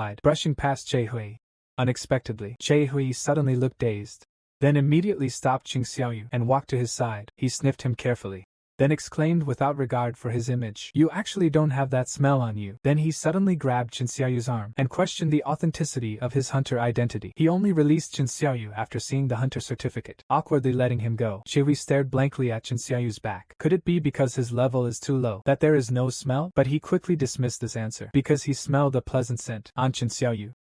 Soon, Chen Xiaoyu returned to Kaitan. He also learned from his co-workers that because Chehui was afraid the ultimate lord might suddenly appear, so every time during breaks, they patrol the dungeon. Moreover, Chehui has a special constitution. He can smell the scent on hunters. Just being near them makes it hard for him to breathe, so he always covers his nose with a handkerchief. Only then did Qing Xiaoyu understand. Why did he suddenly ask if I'm a hunter? He didn't smell the scent of a hunter on me. Even the White Ghost King didn't hear the sound of killing me. What kind of existence am I, really? With the completion of today's mining task, Qing Xiaoyu has roughly understood the strategy. For high-level dungeons, there's no need to skip work anymore. It's too easy to get caught under the supervisor's nose. The foreman suddenly asked about Qing Xiaoyu whether the other hunting team tomorrow has time to come. After learning there were no S-rank hunters, Qing Xiaoyu agreed immediately. Meanwhile, Chehui, as soon as he got home, he made a call to the union. He asked them to find out about today's exploration concerning Qing Xiaoyu's information. He couldn't believe that someone lost in such a large underground city could precisely walk into the Lord's chamber. No sooner had he said that than the other side responded. It turns out that Choi Jungyong asked the same question yesterday, but after investigation, the information about this S-rank hunter was unexpectedly completely blocked by the Hunter Association. After receiving the news, Chehui hung up the phone. An S-rank hunter, whose identity even the head of the Hunters Bureau wants to know, had their information hidden by the Hunter Association. He must be extraordinary. Why is he different from so many hunters? He's the first hunter to give off a pleasant smell. The next day, Qing Xiaoyu arrived at the dungeon portal on time. At this moment,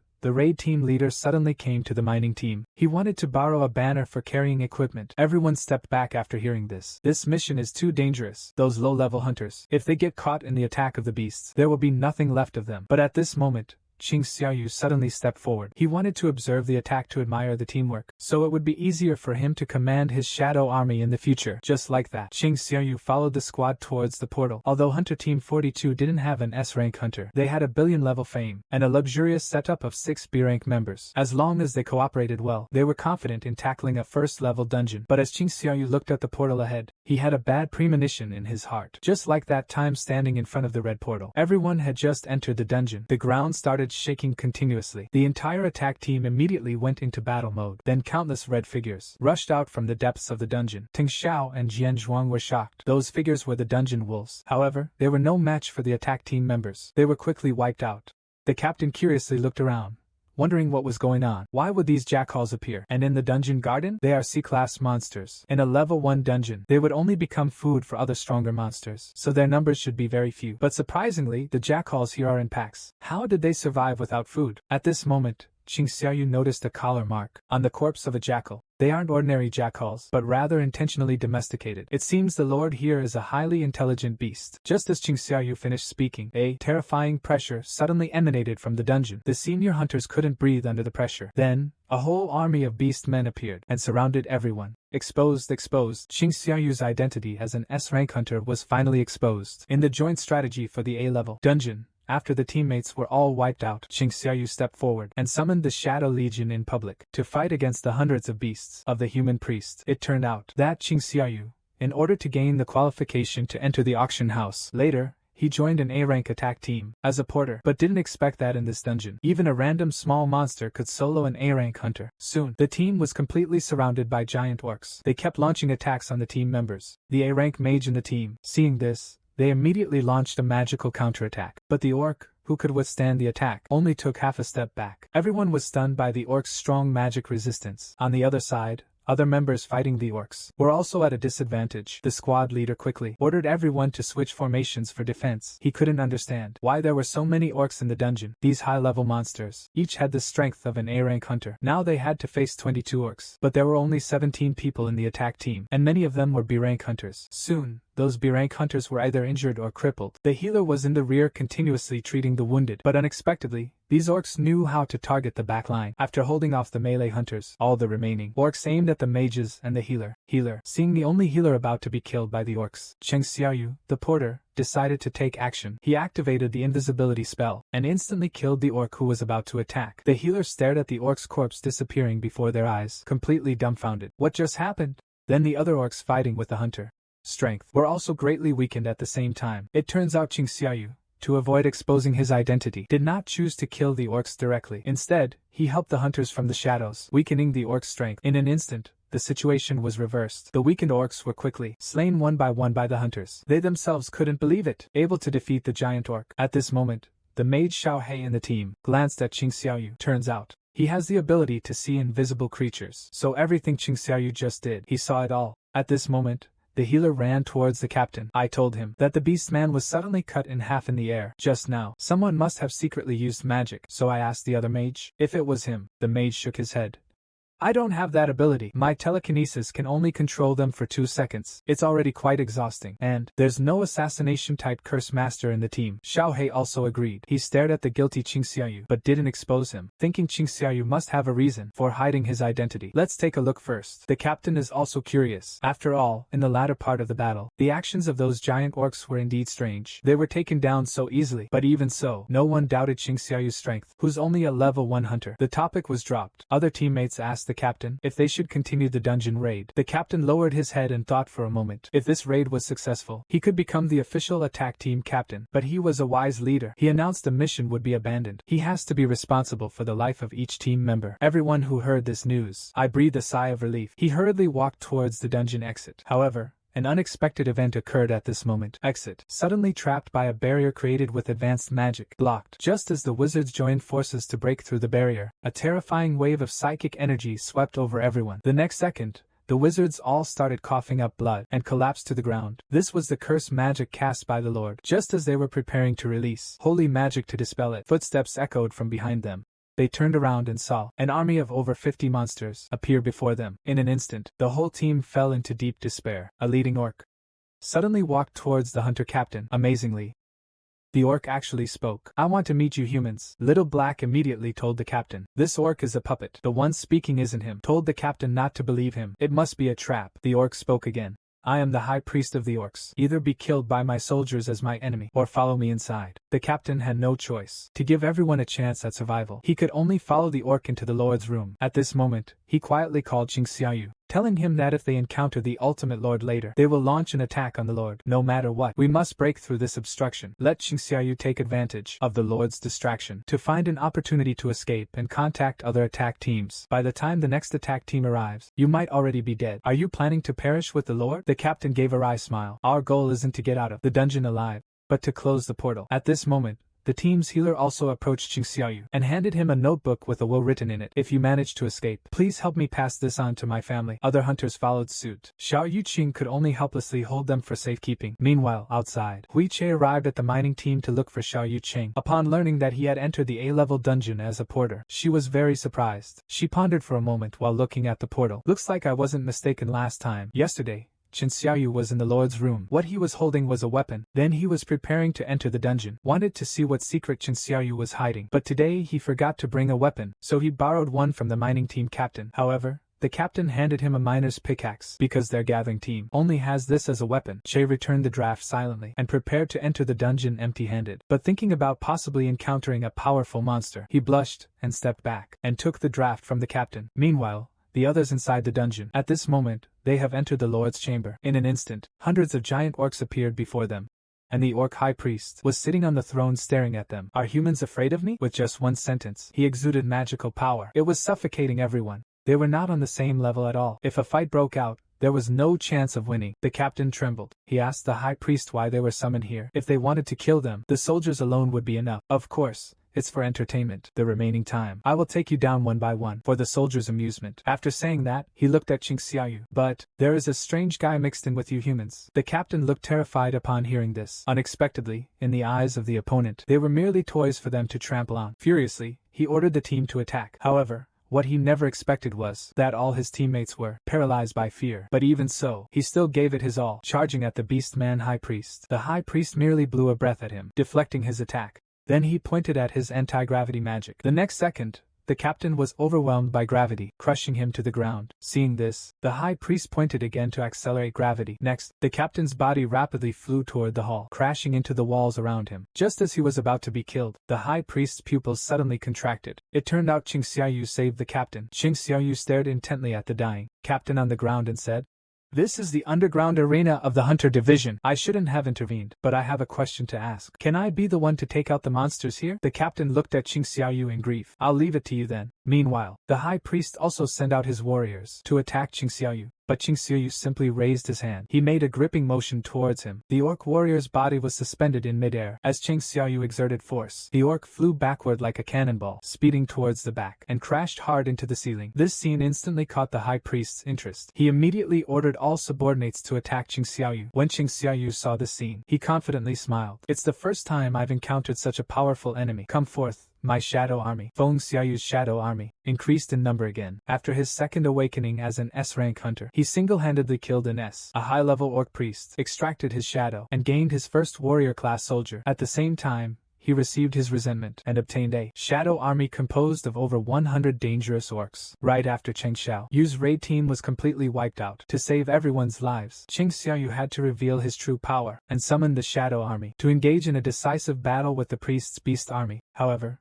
when the priest saw the shadow soldiers, he showed a look of disdain. "Are you fighting me with these mongrel soldiers?" Qing Xiaoyu smiled confidently. Underestimating them would be very dangerous. No sooner had the words been spoken, a surge of extreme dark energy spread out from Qing Xiaoyu, expanding in all directions. The aura enveloped half of the palace. This was a new skill Qing Xiaoyu learned after reaching the 7th century. In the king's domain, as long as it's covered by shadows, all abilities of the soldiers will be increased by 50%. The squad was shocked when they saw the shadow soldiers. They were all stunned, because the strongest summoner publicly known in the world, magic, can only summon 2 creatures.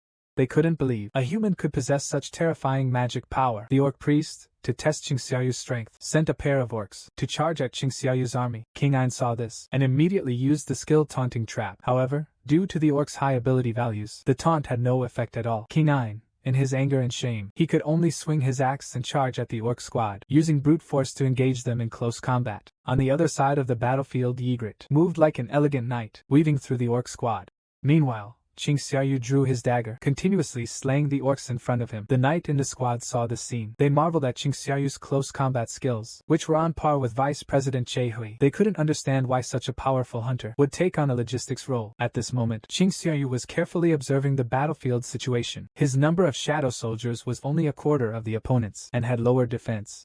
Each shadow soldier needs to be reborn 3 or 4 times to subdue an orc. Now, we must reduce the number of enemy soldiers. But at this moment, Qing Xiaoyu suddenly experienced a violent explosion behind him. In an instant, all the shadow soldiers were wiped out. A new round of rebirth has begun. It turns out the high priest is in the rear, using large-scale fire magic. He investigates that every time the shadow soldiers are reborn, they drain Qing Xiaoyu's magic power. As long as the shadow soldiers are eliminated faster, a completely drained Qing Xiaoyu will become a lamb to the slaughter. Meanwhile, Xiao Yuqing also noticed the flaws of the beast priest. From beginning to end, the 3 beast warriors beside him never strayed far. This made Xiao Yuqing certain they were the guards protecting the beast priest. After all, as a mage, the beast priest's defense must be very low. So he raised his dagger and charged at the priest, preparing to kill him at close range. Unexpectedly, a giant object suddenly appeared in the air, blocking Qing Xiaoyu's attack.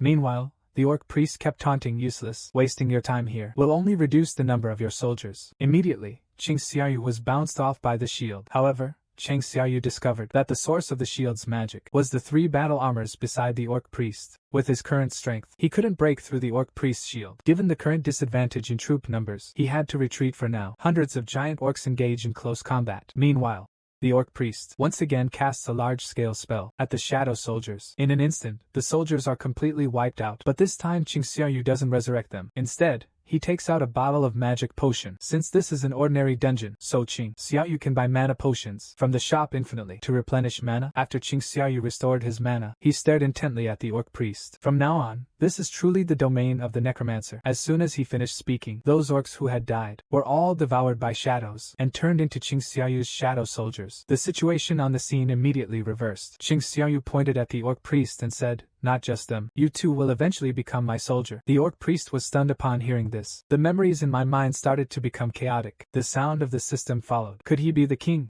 Then, the priest frantically questioned the system in his mind. How did we end up here? Why, since waking up, has my mind been filled with a fate to kill all humans? However, the answer given was indeed without any reason, just loyal to orders. Then, under the control of the priests, they became uncontrollable and turned towards the nearby warriors, ordered to kill all the humans on sight. However, just as the warriors were about to attack and kill the squad members, the King Ains, the polar bear, used Jaeger to block them and fought with them.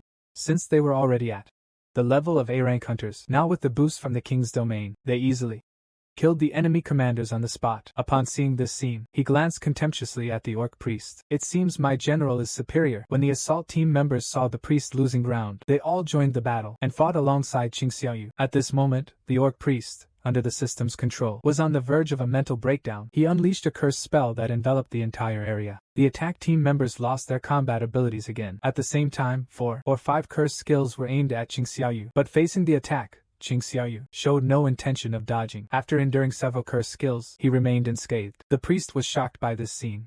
You can actually lift my curse. Qing Xiaoyu dusted off his clothes. The Grand Wizard's blessing automatically activates. It grants immunity to any abnormal status. I'm immune to magic. After saying that, he handed the greedy spider to the mage soldier, instructing him to cast fireball to break the orc priest's shield. Sure enough, without the energy provided by the warriors, the shield became as fragile as paper. It was easily shattered. The orc priest looked utterly astonished. He decided to perish together with Qing Xiaoyu. Meanwhile, everything happening inside the palace was seen by Chehua, who had just arrived. He was so shocked that he couldn't move. The army of summoned beasts before his eyes completely shattered his understanding of hunters. It wasn't until he saw the wounded that he snapped out of it. He quickly ran over to them and asked what had happened here. But just as the orc priest roared, their conversation was abruptly cut off. He had cast all the curse magic, empowering himself. His body enlarged dozens of times in an instant. Chehui, upon seeing this, ordered the team to evacuate quickly. But at this moment, the berserk orc priest had no intention of sparing anyone, and began indiscriminately attacking all nearby creatures. Qing Xiaoyu watched the orc priest. He couldn't help but show a bitter smile. Every time he sees a giant, it always brings back bad memories. Under the relentless trampling of the high priest, the shadow soldiers quickly perished. Qing Xiaoyu's magic power was soon exhausted. Then the high priest began to gather fire elements, and directly blasted towards Qing Xiaoyu. But as the ripples from the explosion faded, there was no sign of Qing Xiaoyu in the Bohai Sea. Just as the priests were searching for Qing Xiaoyu's location, Qing Xiaoyu swiftly appeared in front of the priests, and summoned a short sword and fiercely stabbed at his eyes. Becoming too large will only make you easier to attack. The magic team lacked guards. How could they possibly fend off an ambush by the assassination team? Qing Xiaoyu was holding a short sword and relentlessly attacking the orc priest on various parts of its body. At this moment, Section Chief Wu also arrived on the scene with his team. It turns out that while investigating the reason for Qing Xiaoyu's absenteeism, suddenly at the teleportation portal felt a terrifying wave of magic. After probing the magic of the dungeon, it showed that the magic here has reached the standard of the strongest A-level dungeon, so he brought people to support. The shadow beast in front of him was shocking. He quickly asked Chehui what that thing was. Chehui replied flatly, "These are all that man's summoned beasts." Section Chief Wu looked at the battlefield ahead after hearing this. "The man you're talking about. Do you mean Hunter Qing Xiaoyu?" We sensed a strong magical presence outside. We were planning to come in and help,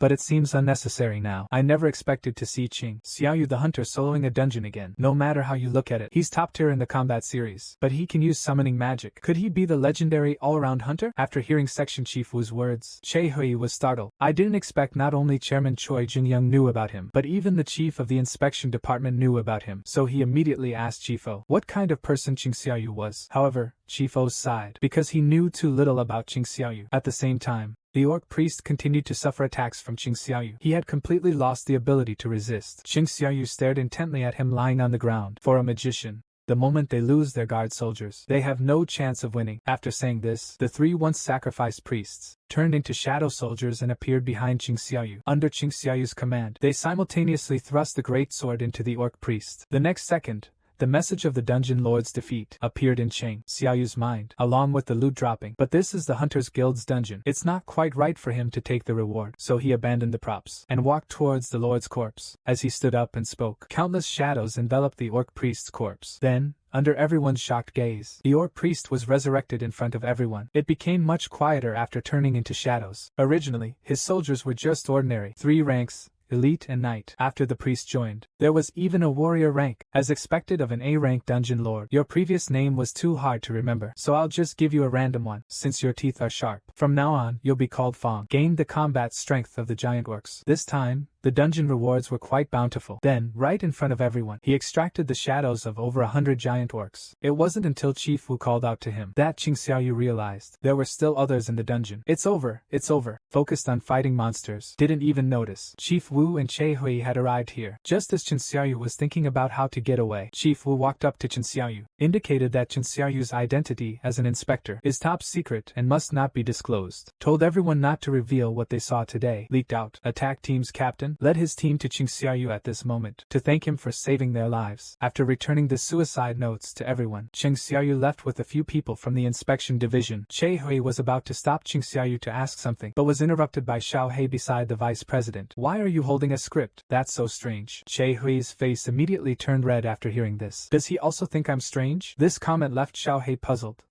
Vice President, who are you talking about? After hearing this, Che Hui immediately realized he had misspoken. She blushed and lowered her head. It's official. It's official. Qingxiaoyu's S-Rank hunter status has finally been announced. The news was just released. Major guilds are scrambling to invite Qingxiaoyu to join. To compete for Qingxiaoyu, the S-Rank hunter, Yin and Beilvhao almost started a fight in public, but Qingxiaoyu rejected them all. He decided to create his own guild. It turns out that after conquering the A-level dungeon, Qingxiaoyu went to see Lu Chunhao immediately, and Lu Chunhao's purpose this time was to invite him to join his Lu Chun guild. He also mentioned that behind the Lu Chun guild is the largest conglomerate in H country. Qingxiaoyu rejected the proposal because previously the Hunter Association president, Gao Jianli, had told him that with TS level status, joining any side would disrupt the rare balance between guilds and cause social unrest. So he decided creating a guild of his own. After all, he alone is like an entire army. Meanwhile, at the Hunters Guild, Choi Jungyong learned that Qingxiaoyu was doing odd jobs in his team. He was quite shocked. The team leader also explained to him, if Qingxiaoyu hadn't stepped in this time, their entire squad will die in the dungeon. Choi Jungyong never expected that after the White Tiger Guild, their hunters would fall to Qingxiaoyu as well. He can summon a large number of beasts, move as agilely as an assassin-type hunter, and even revive dead monsters to serve him. This unbelievable ability, it was beyond his comprehension. So he asked the squad leader, who was stronger, Qingxiaoyu or himself? The squad leader hesitated for a moment, and then explained, in a team battle, each member needs to cooperate. There are 3 roles: attack, defense, and support. All 3 are indispensable. They must compensate for each other's shortcomings to successfully conquer the dungeon. But Qingxiaoyu doesn't need that. He can easily crush the dungeon on his own. Shui Zhongying was shocked when he heard this assessment. Even though he is called the ultimate human weapon, but he can't fend off the beast attack alone. He must rely on the support of his team members. At this moment, he made up his mind. He must recruit Cheng and talents like Xiaoyu into his guild. Soon it was time for Qingxiaoyu's second evaluation. Bai Luhao and Chui Zhongying arrived early at the Hunters Association. We didn't expect that after arriving here, we would find the place packed with reporters. As soon as the reporters saw them, they swarmed in. They asked if they came to the association to compete for Li Wenqing. It turns out, Li Wenqing is a popular influencer in the entertainment industry, and today happens to be the day of his hunter rating. And as early as 2 years ago, they received an A-level rating. Now, they have even been pre-approved by the History Success Association to gain publicity. They specifically held a press conference today. Meanwhile, Bai Luhao and Chui Zhongning, who were being harassed, immediately stated that they didn't come here for Li Wenqing. But there was something more important. Until they heard this explanation, the reporters left disappointed. While waiting for Qingxiaoyu, Bai Luhao glanced at Chui Zhongning. I've heard about it. Yesterday, your hunter almost caused a big trouble. Facing Bai Luhao's sarcasm, Chui Zhongning did not deny it.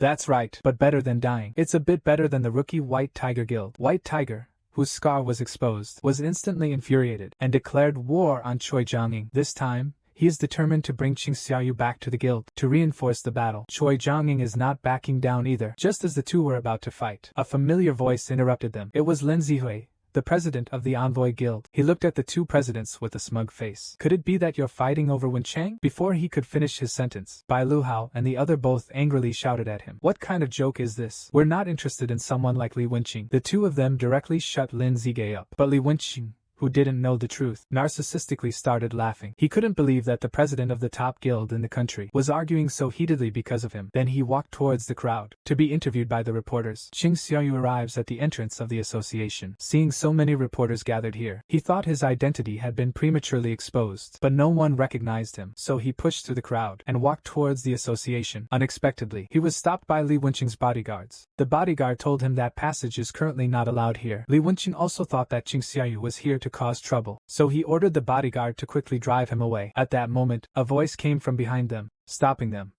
It was President Gao Jianli, who said he's not allowed here. He is my invited guest. Then, ignoring Li Wenqing's reaction, he personally escorted Qingxiaoyu inside. Li Wenqing, who had lost face, immediately gritted his teeth in anger. To ease the awkwardness, he was about to enter the association for an evaluation. However, just then, Section Chief Wu suddenly arrived with his team, blocking his way. There are other awakeners undergoing secondary level assessment. No one is allowed inside before 11 o'clock. Li Wenqing was furious when he heard this. He immediately incited the reporters to make trouble. Why could that guy just go in? Is he more powerful than me? However, Section Chief Wu just gave him a look. The aura emitted scared Li Wenqing into silence. After Qing Xiaoyu entered the association, he immediately saw Bai Luhao and Shui Zhongning. The president told Qing Xiaoyu they had been waiting for him for over an hour. After 2 years, H. Bo reappeared, an S-class hunter, plus the hunter. People have seen his strength, so they must be eager to recruit him. Then they all walked into the testing hall together. First, they needed to confirm Qing Xiaoyu's abilities to classify his profession. After hearing this, Qing Xiaoyu casually summoned a shadow soldier. The test officer was immediately shocked by this scene. According to the examiner, a summoner is a rather rare profession. However, at this moment, President Gao Jianli smiled at Qing Xiaoyu. This isn't your full strength, is it? Qing Xiaoyu could only respond with a helpless look. Last time, the dungeon witnesses were 2 reckless gamblers. Looks like there's no hiding my strength this time. Immediately, he summoned the shadow army in front of everyone. I can summon over 100 more of these guys. The 3 S-rank hunters present were all stunned upon seeing this. Bai Luhao looked at Qing Xiaoyu in disbelief. He could clearly feel that Qing Xiaoyu's magic power was completely different from when we met at the Red Portal last time. After Qing Xiaoyu received the S-rank hunter's license, Bai Luhao immediately stopped him, wanting to have a chat. But Qing Xiaoyu said he had something to do, and prepared to leave. Bai Luhao didn't insist on keeping him. He advised him not to leave at this moment. Qing Xiaoyu didn't understand what Bai Luhao meant. He directly pushed the door open and walked out. Unexpectedly, in the next second, countless flashlights shone on his face. At the same time, on the national live broadcast, Qing Xiaoyu's voice also appeared. It turned out that at the moment Qing Xiaoyu finished his rating, his information was published on the Hunter Association's official website. The major media outlets received the news. They abandoned their original interview target, Li Wenqing, and flocked to the Hunter Association's door. In no time, the whole world knew about Qing Xiaoyu's identity. At this moment, Huang Dongshu is recuperating in Manhwa. He also learned that Qin Xiaoyu was still alive. He decided to wait until the business was over to return to the country and kill Qin Xiaoyu. Meanwhile, at the Hunter Association's entrance, reporters were scrambling to interview Qin Xiaoyu. Bai Luhao also patted him on the shoulder, saying he could help him get rid of the reporters. However, in the next second, Qin Xiaoyu's figure disappeared from the original spot. When he reappeared, he was far away from the crowd. At that moment, Bai Luhao was stunned. Even he couldn't see clearly in that instant. At the same time, he discovered Qin Xiaoyu's secret, because after using the skill, he could see the magic level within others. Back at the Red Portal, he checked Qin Xiaoyu's magic once. At that time, he should have completed his second awakening. But now, the magic level inside Qing Xiaoyu is actually stronger than it was then. Soon he realized that Qing Xiaoyu might not be a second awakener, but a hunter who can continuously grow. This is a magical crystal ball. The wearer's combat power doubles, and it has no side effects at all. After the auction house manager evaluated it, he was instantly shocked, because currently, it is the most famous magic boosting orb in the world. The enhancement was only 50%, but Xiao Yucheng's stone directly broke the historical record. The amplification rate reached an astonishing 100%. The president immediately asked Xiao Yucheng if he really wanted to auction it here. He promised to secure the highest price for Xiao Yucheng. Qing Xiaoyu said he needed to think it over. Originally, Qing Xiaoyu wanted to create the elixir of life as soon as possible to awaken his mother who had been in a coma for many years, so he had to quickly conquer the demon castle. Therefore, he needed to buy some equipment that could resist fire damage, but he didn't have any money. The best way right now is to sell the greedy spider. The manager heard Xiao Yucheng's request and immediately took him to the warehouse. An entire wall was filled with defensive items with active properties. The manager asked if Xiao Yucheng saw anything he liked. Xiao Yucheng was curious about the display case. Such thin glass? Can it really protect these high-level equipment? It seems there aren't any other security devices here. The bank manager immediately explained. This glass is magically reinforced. Even an A-class hunter couldn't break it with a full attack. If you don't believe it, you can try. And promised Qing Xiaoyu that if he could break the glass, just give him the equipment inside. When Qing Xiaoyu heard such good news, he immediately got excited. His magic power surged. He wanted to smash the protective glass with one punch to get it for free. The bank manager saw this and immediately stopped Qing Xiaoyu. Wait a minute, I was just joking. If it really breaks, the elite hunters will come right away. Turns out the auction house and the hunter guild signed a protection agreement to ease the awkwardness. Cheng Xiao immediately turned and walked towards the weapons nearby, indicating that he wanted to choose a handy weapon. As soon as Qing Xiaoyu left, the bank manager noticed a crack appeared on the protective glass. Cold sweat broke out instantly. He glanced at Qing Xiaoyu's back. He didn't even touch it. Who on earth is he? Meanwhile, Qing Xiaoyu casually picked up a short sword and asked about the price. I didn't expect it to be worth 180,000. Qing Xiaoyu sighed after hearing this. This attribute is not even as good as the Night Killer he bought in the system store before, yet it can still sell for so much. Then he handed over the Night Killer to the staff for an appraisal. To his surprise, the other person just touched it. He said that this piece should sell for at least 600,000. Qing Xiaoyu was startled. An item in the store only costs 2.8 million points, but in reality, it's worth 600,000. Then he remembered that he had exploited some equipment from Lu Qinghao earlier. If he sold all of it, he should have enough to buy defensive gear. Looks like we don't need to sell the greedy spider anymore. After buying the equipment, Qing Xiaoyu returned home. Unexpectedly, the downstairs was already crowded with reporters. His sister's normal life was also disrupted by them. Qing Xiaoyu realized someone might approach his sister while he's not around, so he walked into her room while she was sleeping. Summoned the fanged guards extracted earlier. Any one of them is strong enough to crush an A-rank hunter. At this moment, Qing Xiaoyu curiously looked at the guards behind him. Aren't there supposed to be 4 fanged guards? Why are there only 3 of you? After they gestured, Qing Xiaoyu then remembered there was a guard before, whom he blasted into the ceiling. He forgot to make him a soldier. Then Qing Xiaoyu left a guard to protect his sister. After saying this, the guard turned into a shadow and merged into his sister's shadow. Then Qing Xiaoyu went to the rooftop of the complex, summoned the shadow soldiers, and make them the security team for this neighborhood. He wants to ensure his sister's absolute safety. Early the next morning, Lu Qinghao came to see Qing Xiaoyu. It turned out he gave up inheriting his family's guild and chose to join Qing Xiaoyu's guild as a vice president. Qing Xiaoyu will search for the task of the union office was assigned to him, and he himself re-entered the Devil's Castle. From the 75th floor, the difficulty level of the Devil's Castle increases significantly. However, Xiaoyu was well prepared this time. He had the wind robe to block heat waves, and the nameless ring with water attribute magic. With everything ready, he is absolutely confident that he can reach the top floor. At this moment, Qing Xiaoyu has also received the second mission from Demon Castle. Eliminate the Demon King on the top floor. The reward is a mudstone, 30 attribute points, and a random reward. Breaking the mudstone can obtain the shadow exchange skill, allowing him to have the ability to switch, the ability to swap places with his shadow. Qing Xiaoyu was instantly transported to the 76th floor. Unexpectedly, as soon as he set foot there, countless demons surrounded him. Qing Xiaoyu remained unfazed. He immediately summoned Fang to fight them, and handed him the greed orb. He wanted to see Fang with double the combat power. How strong is the power? As the magic in sharp Fang's hand keeps gathering, then he fired a massive flame beam toward the demon. In an instant, most of the city was engulfed in flames. Qing Xiaoyu's experience points kept increasing. After seeing Sharp Fang's stance, he felt very satisfied. This efficiency was just too strong. With just a few fire spells, his level went from 75 to 81. Just like that, every place Qing Xiaoyu's Shadow Legion reached was razed to the ground. But soon Qing Xiaoyu discovered the entire army moving together is too inefficient, so he decided to split the soldiers into groups. They would kill anything they encountered until floor clearance notifications appeared. The current priority is to reach the top floor as quickly as possible. Only then would the teams disband. Not a single time. Qing Xiaoyu's experience rapidly increased, and he just needed to stay in place, constantly replenishing his magic. In just 3 days, he climbed to the 80th floor. During this time, not only did his level rise, but all the soldiers' levels also saw significant improvement. However, over the next 2 days, Qing Xiaoyu remained stuck on the 80th floor. He didn't know why the building floor administration hadn't appeared yet. Could there be an even stronger person hiding in the shadows? At this moment, Qing Xiaoyu suddenly realized his magic power was rapidly disappearing. The shadows were continuously being destroyed. He looked in the direction where the shadows disappeared. It's the team of King Ein. I didn't expect there to be someone among the high demons who could defeat King Ein. No choice then. He can only recall all the shadows of Ein's squad. But soon after, the Orc squad and Jaegerite squad also suffered consecutive defeats. Soon, Qing Xiaoyu discovered something. Because on Yeglit squad's route, Fang's squad was stationed, but the demons bypassed Fang's squad and attacked the Orc squad instead. Could it be that these guys can't beat Fang's squad, so they deliberately chose a weaker target? That means the enemy is a cunning demon capable of seeing through weaknesses. Since he deliberately attacked the Orc squad, their next target will be the Polar Bear squad. So Qing Xiaoyu set an ambush here in advance. Sure enough, before long, a group led by demons appeared nearby. A squad led by the demon nobles. White Bear is in the team. They had no chance to fight back, and were quickly wiped out. Qing Xiaoyu, seeing this, deactivated his invisibility and appeared before the Demon Knight. The Demon Knight, upon seeing Qing Xiaoyu, raised his spear and charged at Qing Xiaoyu. Facing the attack, Qing Xiaoyu dodged with a sidestep and kicked the Demon Knight in the head.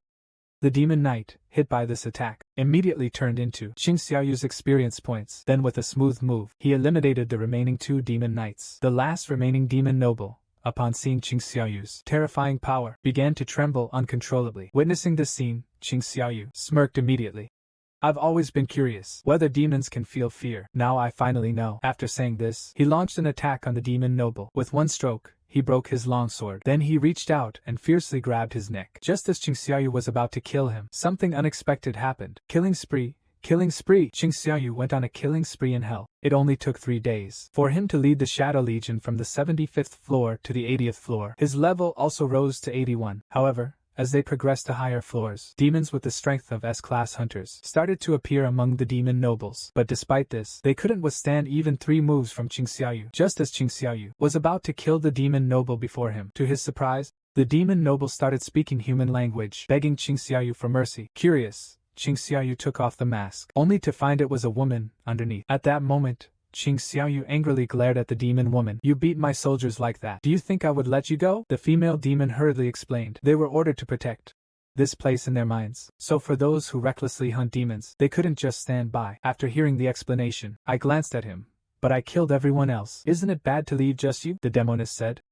A knight's duty is to protect his safety. As long as he's safe, the knights would be happy even if they died. Qing Xiaoyu turned around speechlessly, as expected of a selfish demon, but someone who looks decent is actually hard to deal with. However, at this moment, the female demon standing behind Qing Xiaoyu suddenly quietly took out a fighting sword and directly stabbed towards Qing Xiaoyu. But this attack was blocked by the shadow shield beside Qing Xiaoyu. It turned out that Sharp Fang sensed the demoness anomaly and released the shield of guardians on its own. Qing Xiaoyu, who was ambushed, stared intently at the demoness. What are you trying to do? Seeing this, the demoness hastily bowed and apologized to Qing Xiaoyu, saying she just wanted a way to survive. Make him pay any price. Qing Xiaoyu immediately ordered the Fang to use gravity drowning on the she-devil, then asked her where the floor access was. The she-devil confessed right away. The floor access was being protected by their family, and she also knew where the upper floor access was. As long as he and his family's safety can be ensured, he would tell Qin Xiaoyu. This condition was indeed tempting, but the question is, can I still trust you? After saying that, he slowly walked up to the female demon, activating his killing intent skill, staring at her intently, and questioned again, can I trust you? The terrifying aura Qing Xiaoyu emitted nearly scared the she-devil to faint. She quickly assured him that everything she said was true. Hearing this, Qing Xiaoyu decided to trust her once more, promising that he would let her go once he got the admission pass. But who exactly are you people? Asked the she-devil, then hurriedly introduced herself. She is Aishi,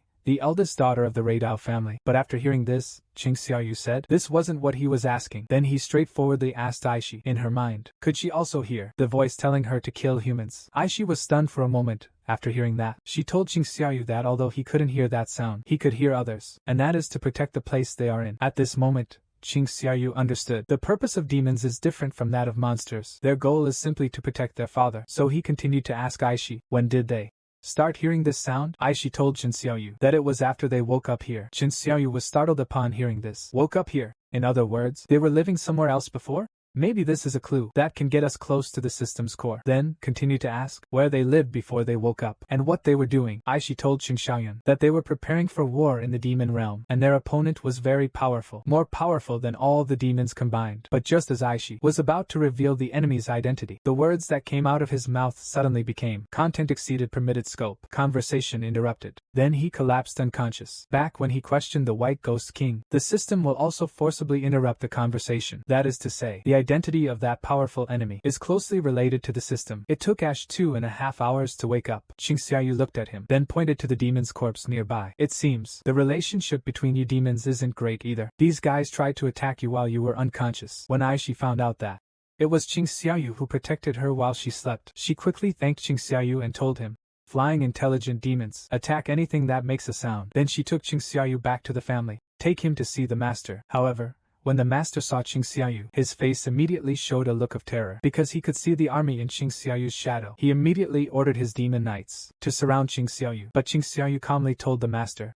that as long as he got the access permit, he would leave quietly. The head of the family still looked nervous after hearing it. He knew Qing Xiaoyu was the man who killed the fire god, and in terms of strength compared to the fire god, they were evenly matched. So facing Qing Xiaoyu meant certain death. Thus he asked Qing Xiaoyu, is this really your only demand? Qing Xiaoyu just remembered that he still needed to borrow Aishi. If he wanted to find the upper level access pass, he must get his help.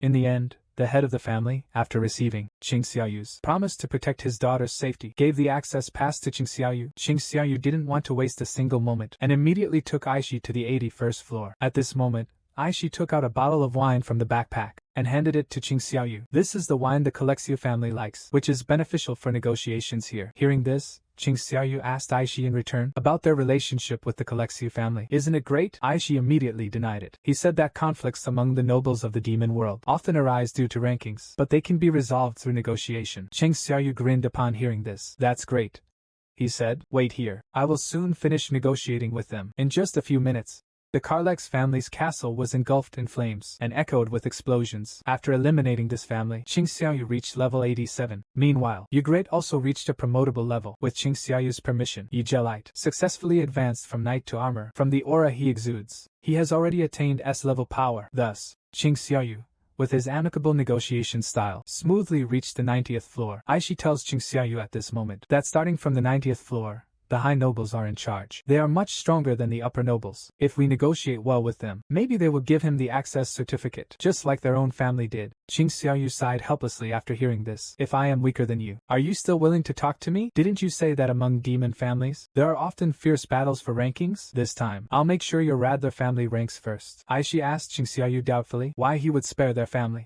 Qing Xiaoyu grinned because I like you. Hearing this, Aishi instantly turned red, thinking Qing Xiaoyu had a crush on her. Meanwhile, Qing Xiaoyu was doubting himself, wondering if he really looked like he fit in with those silly guys. Do I? Just as Aishi said, the level and number of monsters after the 90th floor, they're much stronger than the lower ranks. Even though Qing Xiaoyu has leveled up, the national rankings are still fluctuating greatly. This indicates that the shadows and soldiers are being constantly destroyed and reborn. Qing Xiaoyu has to personally intervene and fight the demons. This time, it took him a full 15 days. He barely made it to the 100th floor of the demon tower. Unexpectedly, as soon as he stepped in, a giant dragon flew rapidly towards him and landed in front of him. Qing Xiaoyu looked up and was shocked to find a figure standing on the dragon's back. The terrifying killing intent emanating from him made Qing Xiaoyu feel a tinge of fear in his heart. Apparently, he is the demon Lord Balan, the ruler here. Chen Xiao Yu's shadow army increased in numbers here. After gaining 2 S-rank warriors, Yigret and Fang, Qing Xiaoyu then led the shadow army to successfully kill the demon Lord Balan,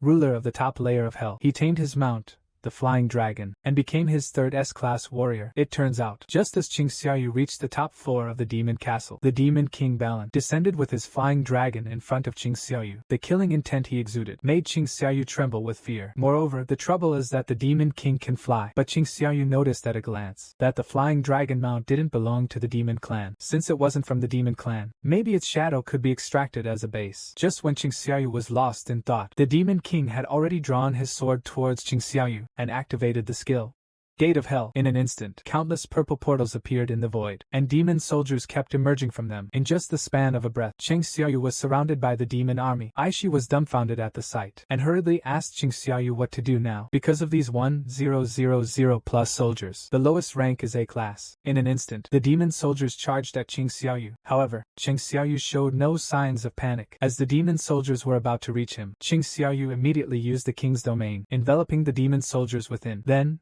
with an angry shout, my soldiers emerged. The next second, the soldiers suddenly emerged from the shadows, their weapons in hand, pierced through the unsuspecting demon soldiers. However, this ambush was ineffective against the demon commanders. They continued to charge towards Qing Xiaoyu at full speed. At that time, Qing Xiaoyu's warriors also took the stage. The white bear transformed into a meat shield, directly using its body to withstand the demon general's attacks. King Ain took the opportunity to swing his axe, cutting off the demon general's legs. Jagerite, who had upgraded to S level, could hold off multiple demon generals alone, and Fang, empowered by the greedy spider, it transformed into a spell turret, continuously casting large-scale fire magic from the rear, recklessly bombing the demon army. At this moment, Aish was stunned on the battlefield. Although he had watched Qing Xiaoyu fight all the way here, he had never seen such an intense battle. His heart couldn't help but fall into turmoil. Demon King Balan is the ruler of the demon castle, and Qing Xiaoyu is the intruder. He is the target to be eliminated. For a moment, he didn't know which side to stand on. At that moment, from the mouth of Demon King Balan, lightning suddenly began to gather. All the lightning elements in the demon castle were converging towards him. Then he controlled the lightning to strike continuously at the shadow army below. Seeing this,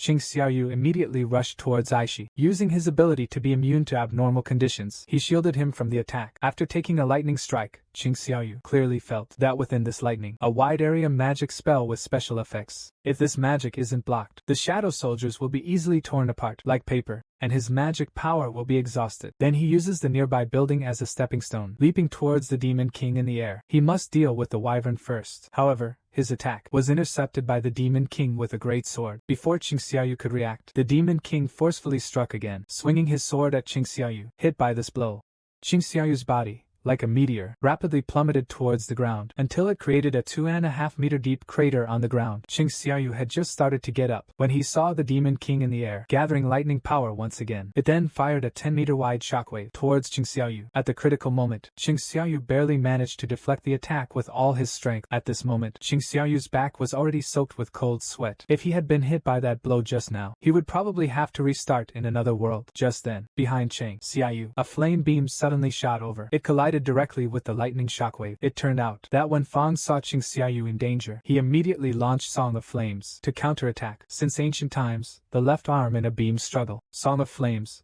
with the boost of the greedy spider, successfully deflected the trajectory of the lightning shockwave, and then it split into a beam of flame that shot toward the dragon under the Demon King. The dragon, hit by the flame, immediately fell from the sky. Even Qing Xiaoyu didn't expect Fang could do all this. It seems giving greedy spider to Fang was the right choice. And at this moment, the Demon King, having lost his flying mount, it also fell to the ground. Qing Xiaoyu raised the short sword to shield himself. You finally came down. I don't want to keep looking up at you. Upon hearing this, the Demon King unleashed all his power. He raised his long sword and walked toward Qing Xiaoyu. As he advanced, he spat out a bolt of lightning, aiming it at Qing Xiaoyu. Fang saw this, and immediately used the shield of protection to block in front of Qing Xiaoyu. But the 4 scattered lightning bolts still tore apart many of Qing Xiaoyu's shadows. The soldier's mana dropped sharply for a moment, and there was no time to replenish it during the battle. If high-level soldiers are damaged, mana consumption will further increase. But at this moment, he couldn't help but seek their assistance. Therefore, he had to finish the battle before his magic ran out. Immediately, he summoned the king, Ains. He engaged the Demon King head-on. Although he was no match for the Demon King, he could delay him through continuous resurrection. Ygritte took advantage of his moment of distraction. He struck at him from behind, but didn't expect this sword to be caught barehanded by the Demon King, who then spat lightning at Ygritte.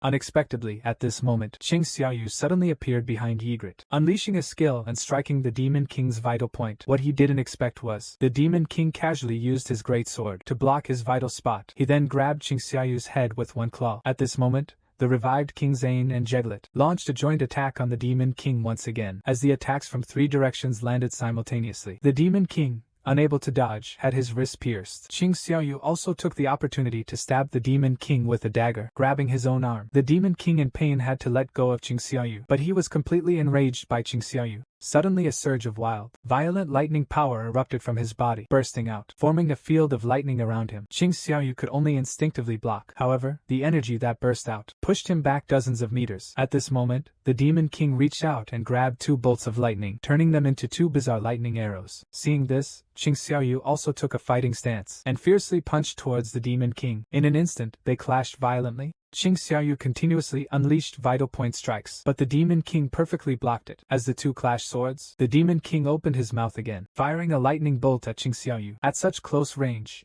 Qing Xiaoyu couldn't evade it. The short sword in his hand was knocked away. Seeing this, the Demon King grinned wickedly. Then he swung the short sword in his hand. The slash was unavoidable for Qing Xiaoyu. Xiaoyu could only grab the Demon King's wrist fiercely, but this also completely restricted his movement. Sure enough, in the next second, the Demon King with infinite magic power opened his mouth and began to gather lightning. Just as he was about to fire, he was suddenly interrupted by an attack from the side. It was Ash, who threw back Qing Xiaoyu's dagger. The Demon King angrily turned his head toward Ash. Qing Xiaoyu seized this brief opportunity, using all of his power to activate the hand of the Dominator. The rapidly flying dagger instantly severed the Demon King's arm. By the time the Demon King realized it, Qing Xiaoyu's full-force uppercut had already struck his head. The Demon King, hit by this blow, was completely disarmed. At that moment, Qing Xiaoyu received the notification that the Demon King had been defeated. The mission was completed at that moment. Qing Xiaoyu collapsed onto the ground in exhaustion. Seeing this, Saishi hurriedly ran over to help the fallen Qing Xiaoyu. Qing Xiaoyu gave him a grin. Go back and tell them, your family is now ranked first. After defeating the Demon Queen, Qing Xiaoyu's level has reached 97, and he has received many rare rewards. The Demon King's set is now complete, but compared to the set items, the purified blood of the Demon King is the main focus. Cheng Xiaoyu immediately began treating with the elixir of life. The materials in his hands only allowed him to make 6 bottles. After completing, the Demon King's blood decreased, and the World Tree fragment also shrank, and the spring water of Huixing Forest was completely exhausted. He looked at the divine water in his hand, and immediately wanted to return to the hospital to confirm its effect. But just at this moment, Ein dragged over the corpse of the flying dragon. Qing Xiaoyu then remembered the existence of the flying dragon, and extracted its shadow, making it his third subordinate with an S-rank powerful soldier, named him Flying Dragon Kaider. The mission reward was also automatically issued, received top tier like Mudstone Shadow Swap, 30 attribute points and a Demon Hunter title, but this title did not meet the conditions for use. Qing Xiaoyu immediately crushed the Mudstone. He gained the Shadow Swap skill. This skill allows him to switch places with any Shadow Soldier at any location. The cooldown time is 3 hours. You could say it's on par with teleportation. After all the missions were completed, Qing Xiaoyu bid farewell to Aish. Then he used the Shadow Swap skill to leave the Demon Castle. The next second, in front of Ash, a shadow in a berserk state appeared, and Qing Xiaoyu appeared in his own small theater. He immediately summoned the flying dragon Kais, and flew towards his mother's hospital. At this moment, Qing Xiaoyu did not know. During the month he spent conquering the Demon Castle, hunter associations around the world were in an uproar, because the ant monsters that once terrified them had now flown across the sea and landed. They're here. Qing Xiaoyu finally cleared the S-rank Demon Castle. He used the Lord's blood to create the divine water of life. He awakened his mother, who had been asleep for 4 years. Seeing his mother wake up, Qing Xiaoyu could no longer suppress his longing. He burst into tears. That night, he was like a little child, holding his mother's hand, saying nothing but expressing everything. The next morning, he couldn't wait to take his sister, Xiaoya, to the hospital. When Xiaoya saw their mother awake, she burst into tears of joy. She rushed over and hugged her mother tightly. When Qing Xiaoyu saw the heartwarming scene, he instantly felt that all his efforts were worth it. All the hardships of these past years. It seemed as if everything was compensated for in that moment. But after being a hunter for so long, having gone through so much, he suddenly felt a tinge of unease. At that moment, Qing Xiaoyu's phone suddenly vibrated. He discovered that last night, while on the road, someone had taken pictures of him, and it made the headlines. At the same time, the president of the Hunter Association, Gao Jianli, also gave Qing Xiaoyu called. He invited Qing Xiaoyu to the Hunter Association. Says they have a key to kill each other.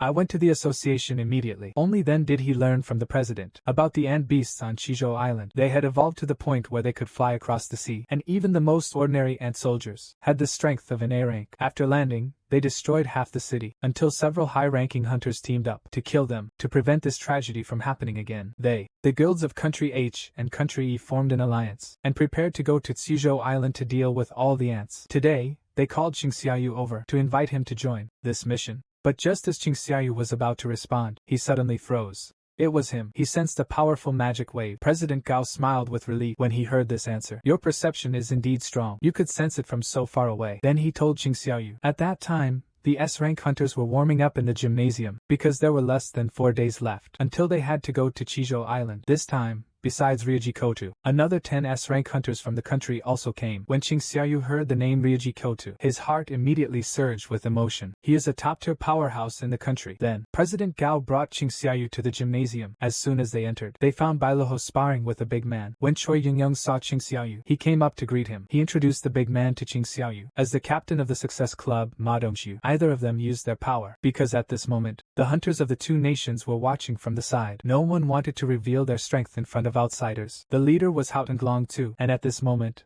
Hao Tenglong too had also noticed Qing Xiaoyu's presence. Tell him. That is the recently promoted S-class hunter Qing Xiaoyu. Hao Tenglong too took a closer look at Qing Xiaoyu. He could clearly feel the powerful aura of the assassination type within Qing Xiaoyu. It seems he is an excellent assassination type hunter. The assistant quickly explained that according to the official announcement, Qing Xiaoyu is a magic hunter. Tenglong too had an expression of disbelief, because his awakened skill of seeing through professions had never been wrong before. Their arguing voices quickly attracted the owner's attention. Curiously, he turned to look and saw that Qing Xiaoyu had arrived. No wonder. He can feel the air here becoming fresh. At this moment, Tinglong Tu suddenly walked to the center of the stadium, saying that to increase mutual trust, he proposed that all S-rank hunters could have a duel.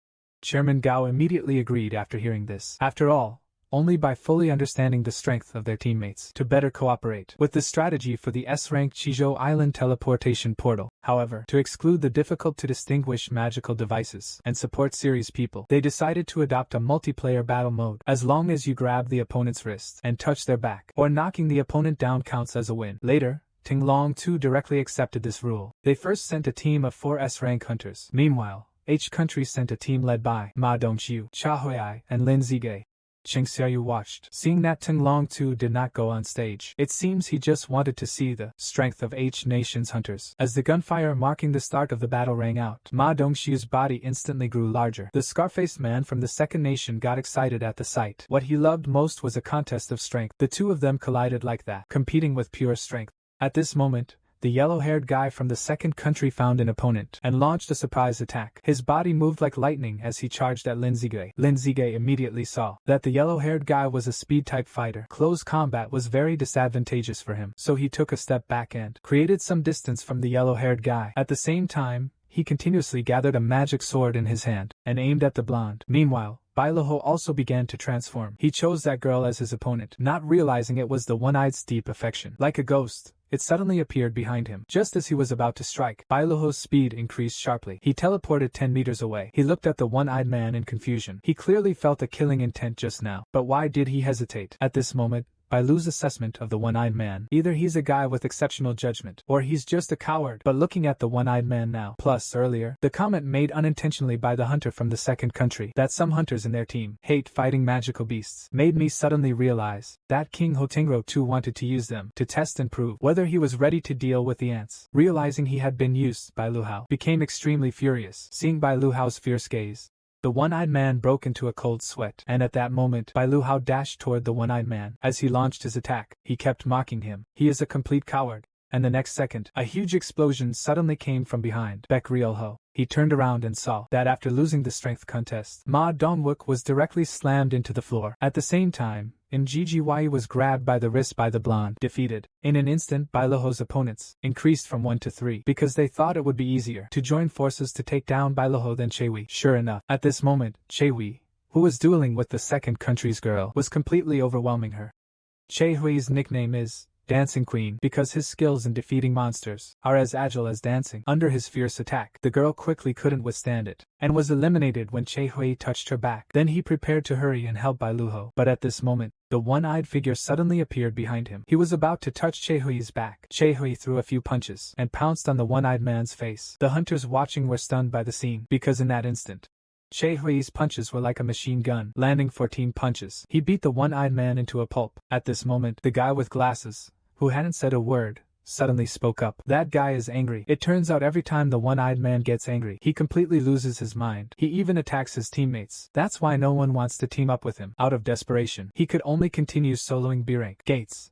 But by now he was completely out of control, like a wild beast, crazily attacking Chehui. He moved so fast that Chehui couldn't react in time. Seeing the one-eyed attack about to hit Chehui, Cheng Xiaoyu suddenly rushed in front of Chehui and blocked the attack for him. However, the crazed director didn't stop there. Instead, he reached out towards Cheng Xiaoyu again. Seeing him so relentless, Cheng Xiaoyu flipped him over and pinned him to the ground. Upon seeing this, Tunglong's pupils suddenly contracted. He almost couldn't catch the speed of that strike. At this moment, Cheng Xiaoyu suddenly looked back at Hunter Che. This team practice is a loss for country H. Hunter Che readily agreed after hearing this. Just as he finished speaking, Bai Leheo also fell under the opponent's siege. Just as Cheng Xiaoyu was about to leave, Ho Tinglong's translator suddenly called out to him. It turns out it was Ho Tinglong who wanted to invite him for a sparring session. Cheng Xiaoyu's expression instantly turned serious upon hearing this. Could it be that Ho Tinglong wants to test his strength? Although he didn't know what Ho was planning, it was a perfect opportunity. You can see how much stronger you've become in Castlevania, stronger than before. So he had the translator tell Ho Tinglong too that he could accept the challenge. But there was one condition. He hoped he would go all out. These arrogant words directly angered Ho Tinglong too. Before Cheng Xiaoyu could announce the start of the duel, Ho Tinglong's knife hand strike was already in front of Cheng Xiaoyu's eyes, but this strike missed. It turned out, Cheng Xiaoyu dodged it at the last moment, using his evasion skill, but he couldn't help but exclaim, "This guy is clearly better than the others. Level hunters are much stronger." Then Long Tingtu looked at his palm in disbelief. "This is ridiculous. Can you still call this magic class? Agile. and silent in action. This is the strength of a top assassin. After speaking, he gathered his strength again, preparing to continue probing Qing Xiaoyu until he revealed all his cards. During the break, he deepened his lightning charge towards Qing Xiaoyu, but no matter how fast his attack was, Qing Xiaoyu could precisely dodge it, even showing a faint, indescribable smile on his face. After Tinglong saw that smile, he thought Qin Xiaoyu was belittling his strength. He also realized that if he didn't use his power, he couldn't hit Qin Xiaoyu, so he changed his mind and suddenly used his power to blast out. He wanted to kill Qin Xiaoyu here. The full seal directly slashed Qin Xiaoyu's cheek. At the same time, a system pop-up appeared, warning him that there were people with killing intent around. As a huge muffled sound rang out, Ho Tinglong's strike finally didn't miss. But when he saw the scene in front of him, Hong Kong suddenly shook violently because of his powerful strike. Qing Xiaoyu surprisingly caught it directly. Qing Xiaoyu couldn't help but sigh. If he had been a bit slower, he might have lost an eye.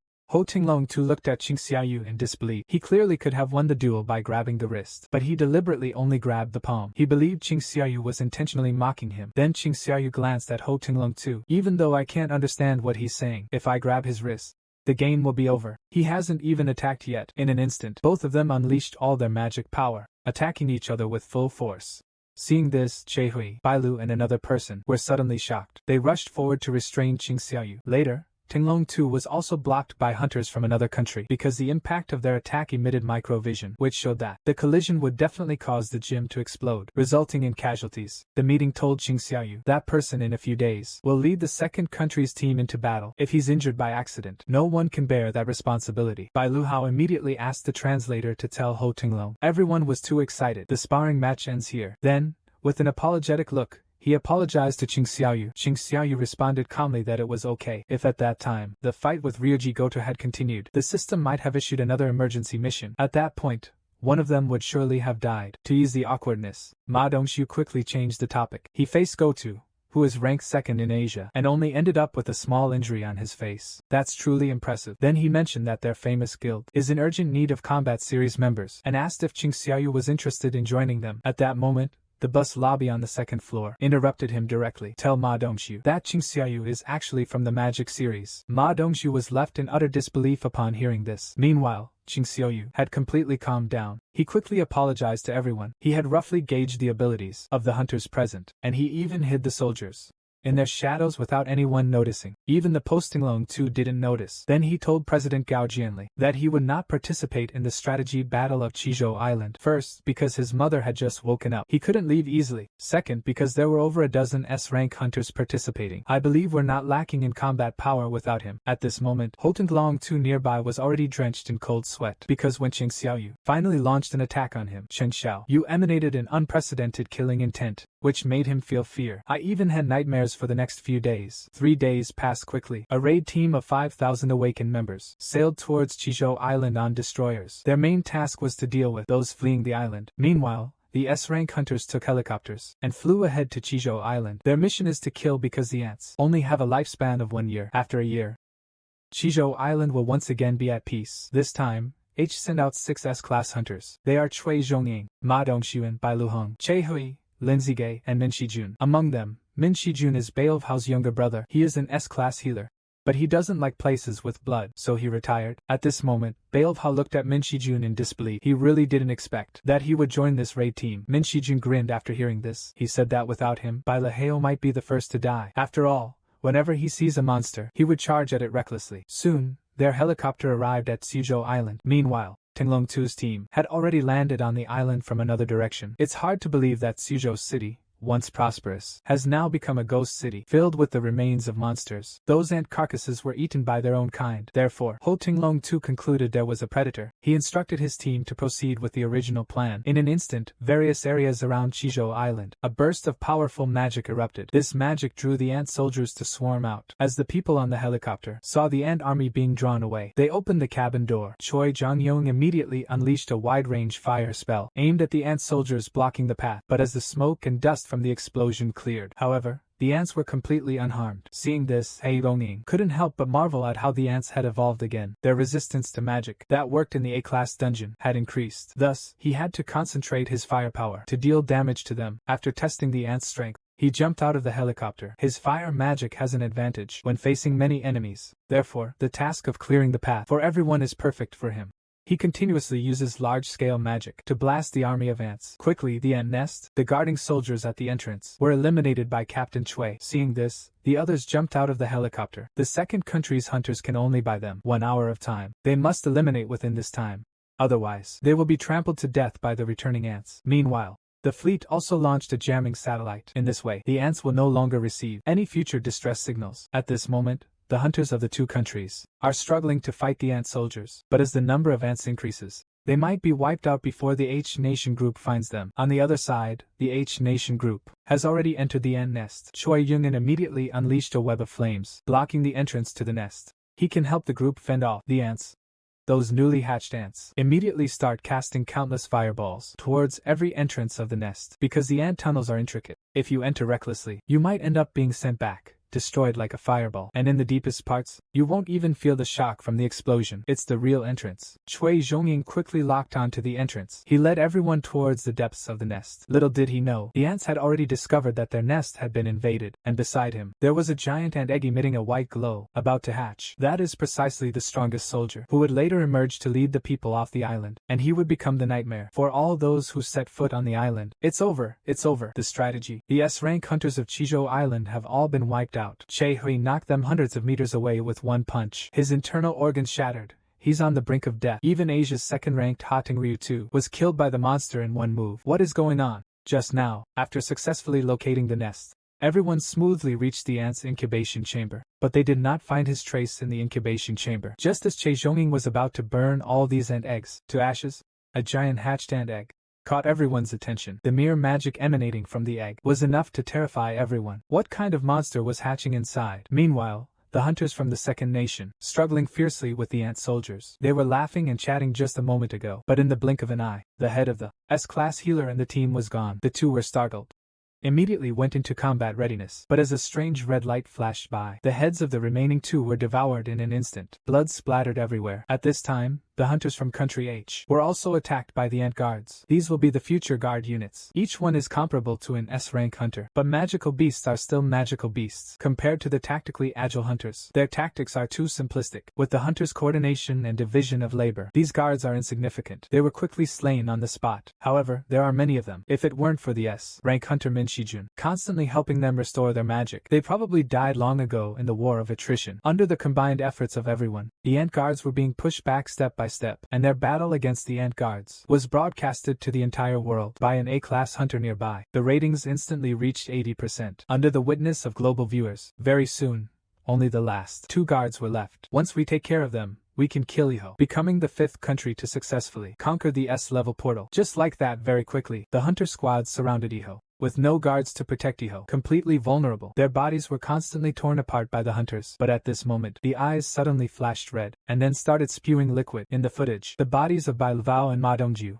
who were splashed, floated quickly. Min Shijun immediately used a healing spell to pull them back from the brink of death. At that moment, the enemy noticed the healer's presence and turned to attack Min Shijun. Ma Dongxiu immediately raised his shield and rushed forward to block the attack from Min Shijun, taking advantage of the enemy being held back. Chui Zhongying instantly cast a fire spell at the enemy. As Chui Zhongying's firepower continuously increased, the subsequent actions gradually slowed down. According to Bai Luhao, based on years of experience in dungeon strategies, the latter was already in a dying state at this point. Their victory seemed assured, but at this moment, the latter suddenly mustered all their strength and let out a roar. The shockwave produced by the sound directly shattered Chui Zhongying's magic. At the same time, everyone was forced to retreat. Bai Luhao, who had the ability to perceive, immediately sensed something unusual. This sound felt different from the wails of dying beasts. It seemed to be summoning something. Meanwhile, the hunters from the two outer countries also noticed something unusual. All the ant soldiers were moving towards Ishue. The human signal interference device completely failed, and within Ishue, at this moment,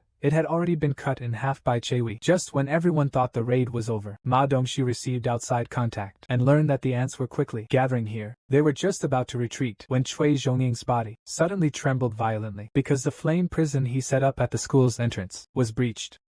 In the next second, a powerful wave of magical energy suddenly swept over everyone. They were immediately suppressed, barely able to stand. Then a soldier ant emerged from the darkness and let out an angry roar at the group. Bai Leheo was scared stiff on the spot because the magical energy emitted by this ant was stronger than all those present. The total magic power of elite hunters is far stronger. As the ant walked step by step, Che Hui was directly suppressed to kneel on the ground. This terrible sense of oppression is unbelievable. Just his footsteps alone can make people imagine terrifying things. He is definitely the king of ants here. The queen just ignored everyone and walked away. I don't want to just brush past. The magic airflow generated directly crushed Ma Dongxiu, half of the bones in his body. If it weren't for Min Shijun's timely treatment, Ma Dongxiu would have already become a corpse. At this moment, the ant king had already approached his side. After confirming the death, angrily opened his mouth and let out a roar at the crowd, forcing everyone to collapse to the ground. The strongest among them, Che Hui, was just starting to stand, trembling. The king of the wild who saw this, his figure, he teleported behind him like lightning and delivered a fierce punch to Che Hui's father. Che Hui, who took the hit, flew out like a meteor until he crashed into the rock, creating a 10-meter crater. Only then did he stop. That punch shattered all of Che Hui's internal organs. When Ma Dongxiu saw this scene, he was about to rush over to check on Che Hui's injuries when Yi Wang once again appeared in front of him. Ma Dongxiu immediately raised his shield to defend, but Yi Wang casually punched and shattered the shield into pieces. Seeing this, he quickly drew his sword and slashed at the queen, but Yi Wang directly used the claw blocked his attack, then forcefully tore off his arm. When Bai Leheo saw Ma Dongxiu blocking it, he let out an angry roar, but the next second, Yi Wang dodged and ripped open his chest. Choi Yingyong, nearby, had just gathered a fireball to attack, and King, that ghostly figure, rushed right in front of him and severed his arm. At this moment, the only one on the scene still capable of attacking, Lin Zikui, rushed behind the Ant King and attacked Ciliara Palace. He was confident that at such close range, he wouldn't miss. Just as the Ant King was about to be hit by the attack, the Ant King suddenly extended his claws and grabbed the magical energy. After glancing at it, he crushed the bough with a firm grip. Then, with a powerful kick, he sent Lin Z Turtle flying. Just as the Ant King was about to finish off Lin Z Turtle, Ma Dongxiu suddenly appears in front of Yi Wang and punches Yi Wang, forcing him back. After the successful sneak attack, Ma Dongxiu grins. As long as the Minshur army is present, even if an arm is severed, it can fully recover. At this moment, the Minshur army has already activated its self-protection skill, although it has the disadvantage of being immobile, but he can hide himself as if he were invisible. As long as he continues to heal the hunters, he won't be easily defeated by the Ant King. And so Ma Dongxiu was being ground into the dirt like a sandbag by the Ant King, but under the protection of Min-style S-rank healing technique, he never breathed his last. At this moment, the Ant King noticed something unusual. He leaned towards the hidden Min Shijun. Min Shijun was instantly startled. He never expected to be discovered, and in the next second, he felt a sharp pain in his chest. Looking down, he saw that his chest had been pierced by the Ant King's claw. Bai Lu Hao couldn't see this scene. Suddenly, a painful wail erupted. Min Shijun used his last bit of strength to urge Bai Lu Hao to take everyone and run, but before he could finish speaking, the Ant King swallowed his head whole. The pupils of everyone who saw this scene shrank violently. Despite the pain from his wounds, Bai Lu Hao angrily lunged at the Ant King. However, he was being choked by the Ant King. Just as the Ant King was about to crush Belyuheo to death, something unexpected happened. The Ant King actually spoke in human language.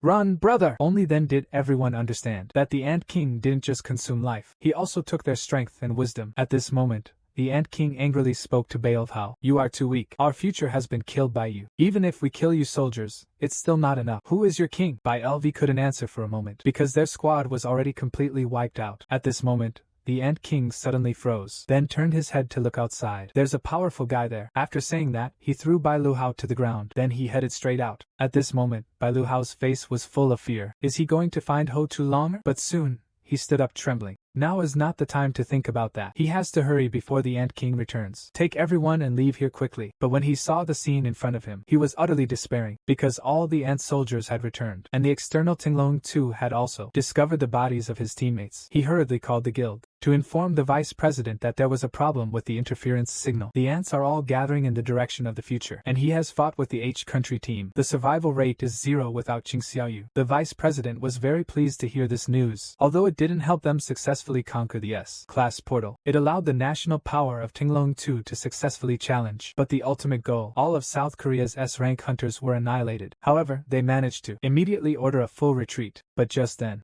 a dark shadow like lightning rushed towards them. The moment Second Lieutenant Ryo sensed the anomaly, he blocked the attack with his long sword, but the other hunter beside him wasn't that useful and died on the spot. Seeing this, Ho Tinglong 2 let the remaining blonde join the others, while he stayed behind to cover them. At this moment, King Yi used his eagle-like eyes, staring intently at Ho Tinglong 2. "Are you there, King?" Ho Tinglong too heard this, and a wicked smile instantly appeared at the corner of his mouth. He raised his weapon and aimed at King B. That's right, I am the king. After getting the confirmed answer, King B immediately released all the magic in his body. After Tinglong too felt this magic, a look of fear instantly appeared on his face. This feeling, he had experienced it a few days ago, when he formally fought against Jing Xiaoyu. As the familiar sound of shattering came, Tinglong too was already separated from his hand, and with the heavy responsibility within the school, surrounded by the ant army, they fell into despair, about to be killed by the ants. A black soldier suddenly rushed out from their shadows and blocked the fatal attack for them. Meanwhile, far away, Qing Xiao, you also sensed something unusual. Staring intently in the direction of Tsuzhou Island, Shadow Swap skill activated. Qing Xiaoyu and Wang Bel's endgame officially arrives. Facing the Ant King who absorbed all of Ho Tinglong 2's power, can Bel and Qing Xiaoyu really win? In the S-Class squad, when everyone was about to be devoured by the beast, a giant sword suddenly pierced through the beast's head. The heroic figure wielding the sword was none other than Knight Yeglet. Knights usually stay by the king's side. That man came to the rescue. Qing Xiaoyu immediately summoned King Ain and had him use the group taunt skill, attracting the hatred of all the surrounding ant soldiers. He then pulled out the dojia dropped by the Demon King and charged into the group to fight them hand to hand. Meanwhile,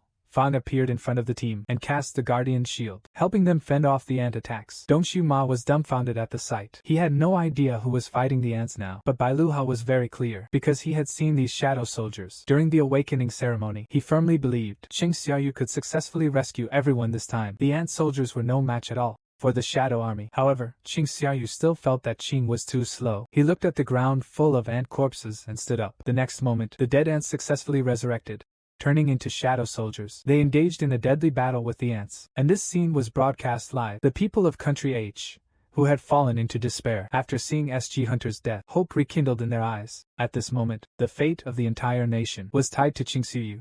And on the battlefield, Qing Xiaoyu quickly broke through the ants' encirclement and reached the squad. They bought potions from the shop to heal their injuries. They helped them treat their wounds and get back on their feet. But at this point, Qi Hui's internal organs were completely ruptured. The potion had no effect at all. Moreover, his breath was getting weaker. They had to leave with Qi Hui before more ants arrived and get out of here.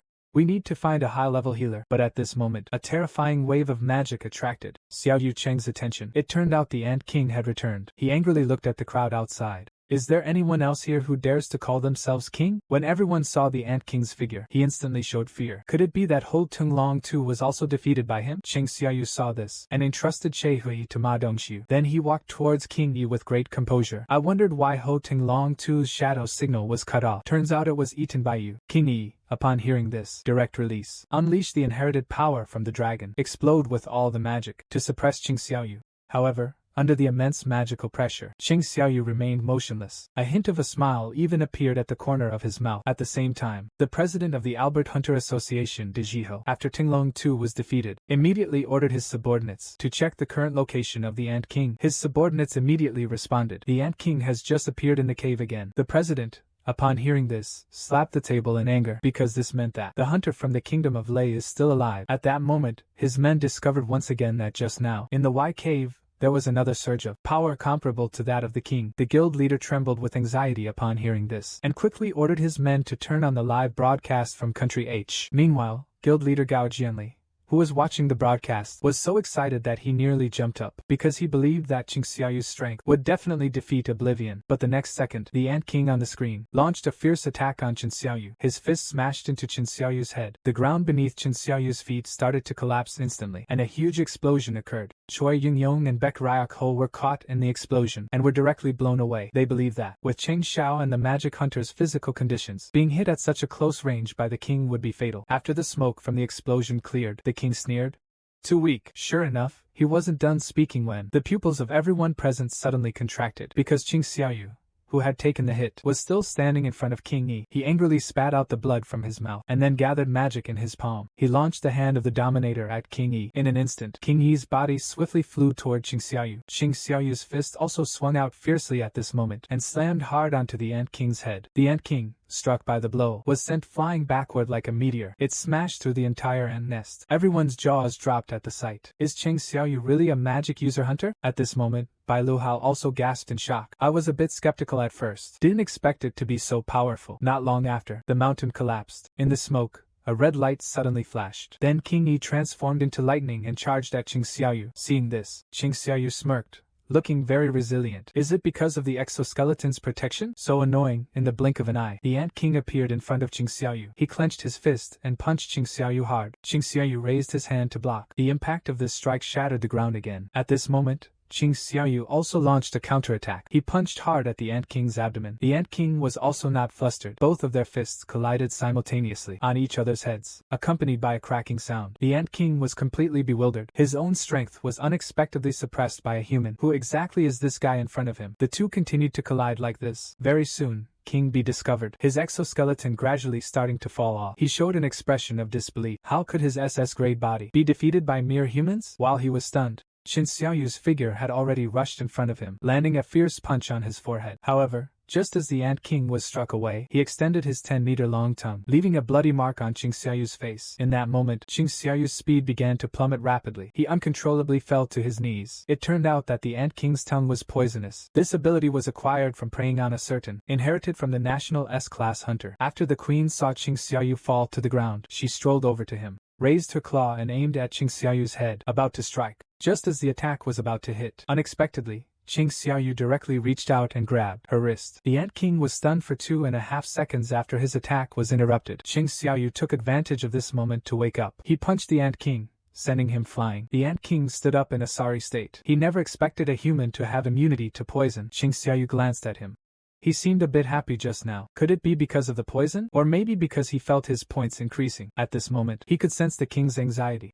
At this time, the hunters behind him shouted towards Qing Xiaoyu. Couldn't the accident do it all at once? It seems we must finish the battle quickly. Qing Xiaoyu charged straight at the Ant King, kicked him hard. Unexpectedly, after the attack, the Ant King's figure disappeared out of thin air. For a moment, no one could sense the Ant King's presence, because the Ant King used Mi Shijun's camouflage skill, hiding in the darkness. At this moment, he realized facing Qing Xiaoyu alone was useless, and he also thought Qing Xiaoyu's specialty is strength. Going head-to-head with him is a waste of time. My real advantage is speed. I need to shrink my inflated body and focus everything on speed. I can definitely take down Qing Xiaoyu. At this moment, Qing Xiaoyu also locked onto the Ant King's position, drawing his short sword and taking an attack stance. The confident Ant Queen launched the first attack, lunging at Qing Xiaoyu's head. But in the next second, her pupils suddenly contracted because Qing Xiaoyu had actually dodged her attack and swiftly moved behind her, swinging his short sword down hard. The queen quickly blocked with her claws, and so, the two continued to exchange blows. King B also discovered that Xiao Yuqing could not only keep up with his speed, but was getting even faster. Under Xiao Yuqing's relentless attacks, King B's exoskeleton had shattered into pieces. The battle would soon be over. In a moment of King B's intense pain, Xiao Yuqing seized his weakness, immediately used the critical strike skill, stab at the queen's body. Unexpectedly,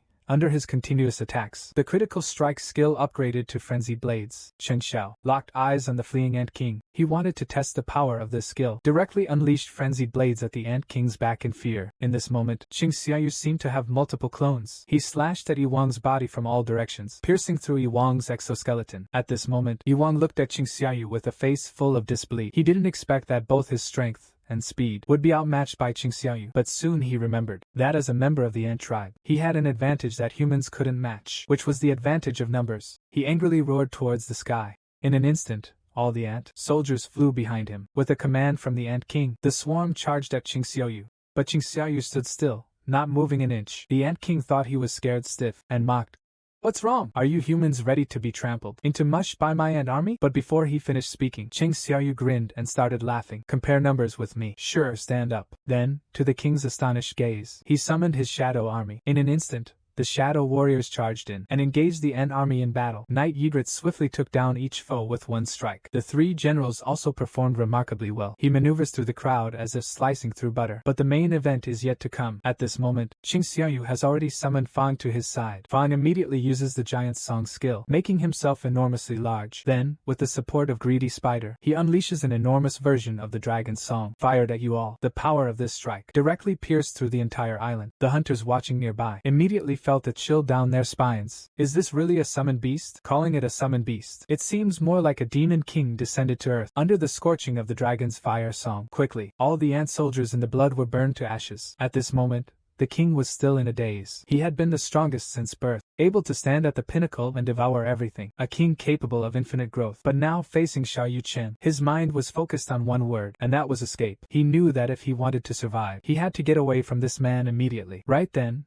he used Min Shijun's ability to heal his injuries, and without looking back, he fled towards the school. Just then, however, a gigantic hand suddenly appeared above his head and slammed him to the ground. This move was the hand of the ruler unleashed by Qing Xiaoyu. At this moment, the Ant King looked up and saw Qing Xiaoyu looking like a demon. He immediately lost his fighting spirit and turned to flee again. However, Qing Xiaoyu won't let him go to harm others. He then brandished his knife wildly and struck at the Ant King's back. The Ant King, without its exoskeleton protection, was hacked to death by Qing Xiaoyu. At that moment, Qing Xiaoyu received a notification that the enemy had been eliminated. At this time, Bai Luhao suddenly charged in front of Qing Xiaoyu. Because Che Hui's condition is very bad right now, Qing Xiaoyu, after checking on Che Hui's situation, immediately furrowed his brow. We need to find a healer quickly, but the cooldown for switching with the shadow isn't over yet, and even if we ride the dragon to find a healer, by then, Che Hui might already be dead. Everyone was at a loss at that moment. Qing Xiaoyu suddenly thought of a malicious plan. He immediately ordered the hunter live streaming beside him to turn off the camera, and then told the shadow soldiers to search for Min Shijun's body. Hearing this, Bai Linghao was shocked, not understanding why Qing Xiaoyu wanted to find his brother's body. Soon, the general had Min Shijun's body brought before Qing Xiaoyu. Qing Xiaoyu looked at Min Shijun on the ground, and indeed,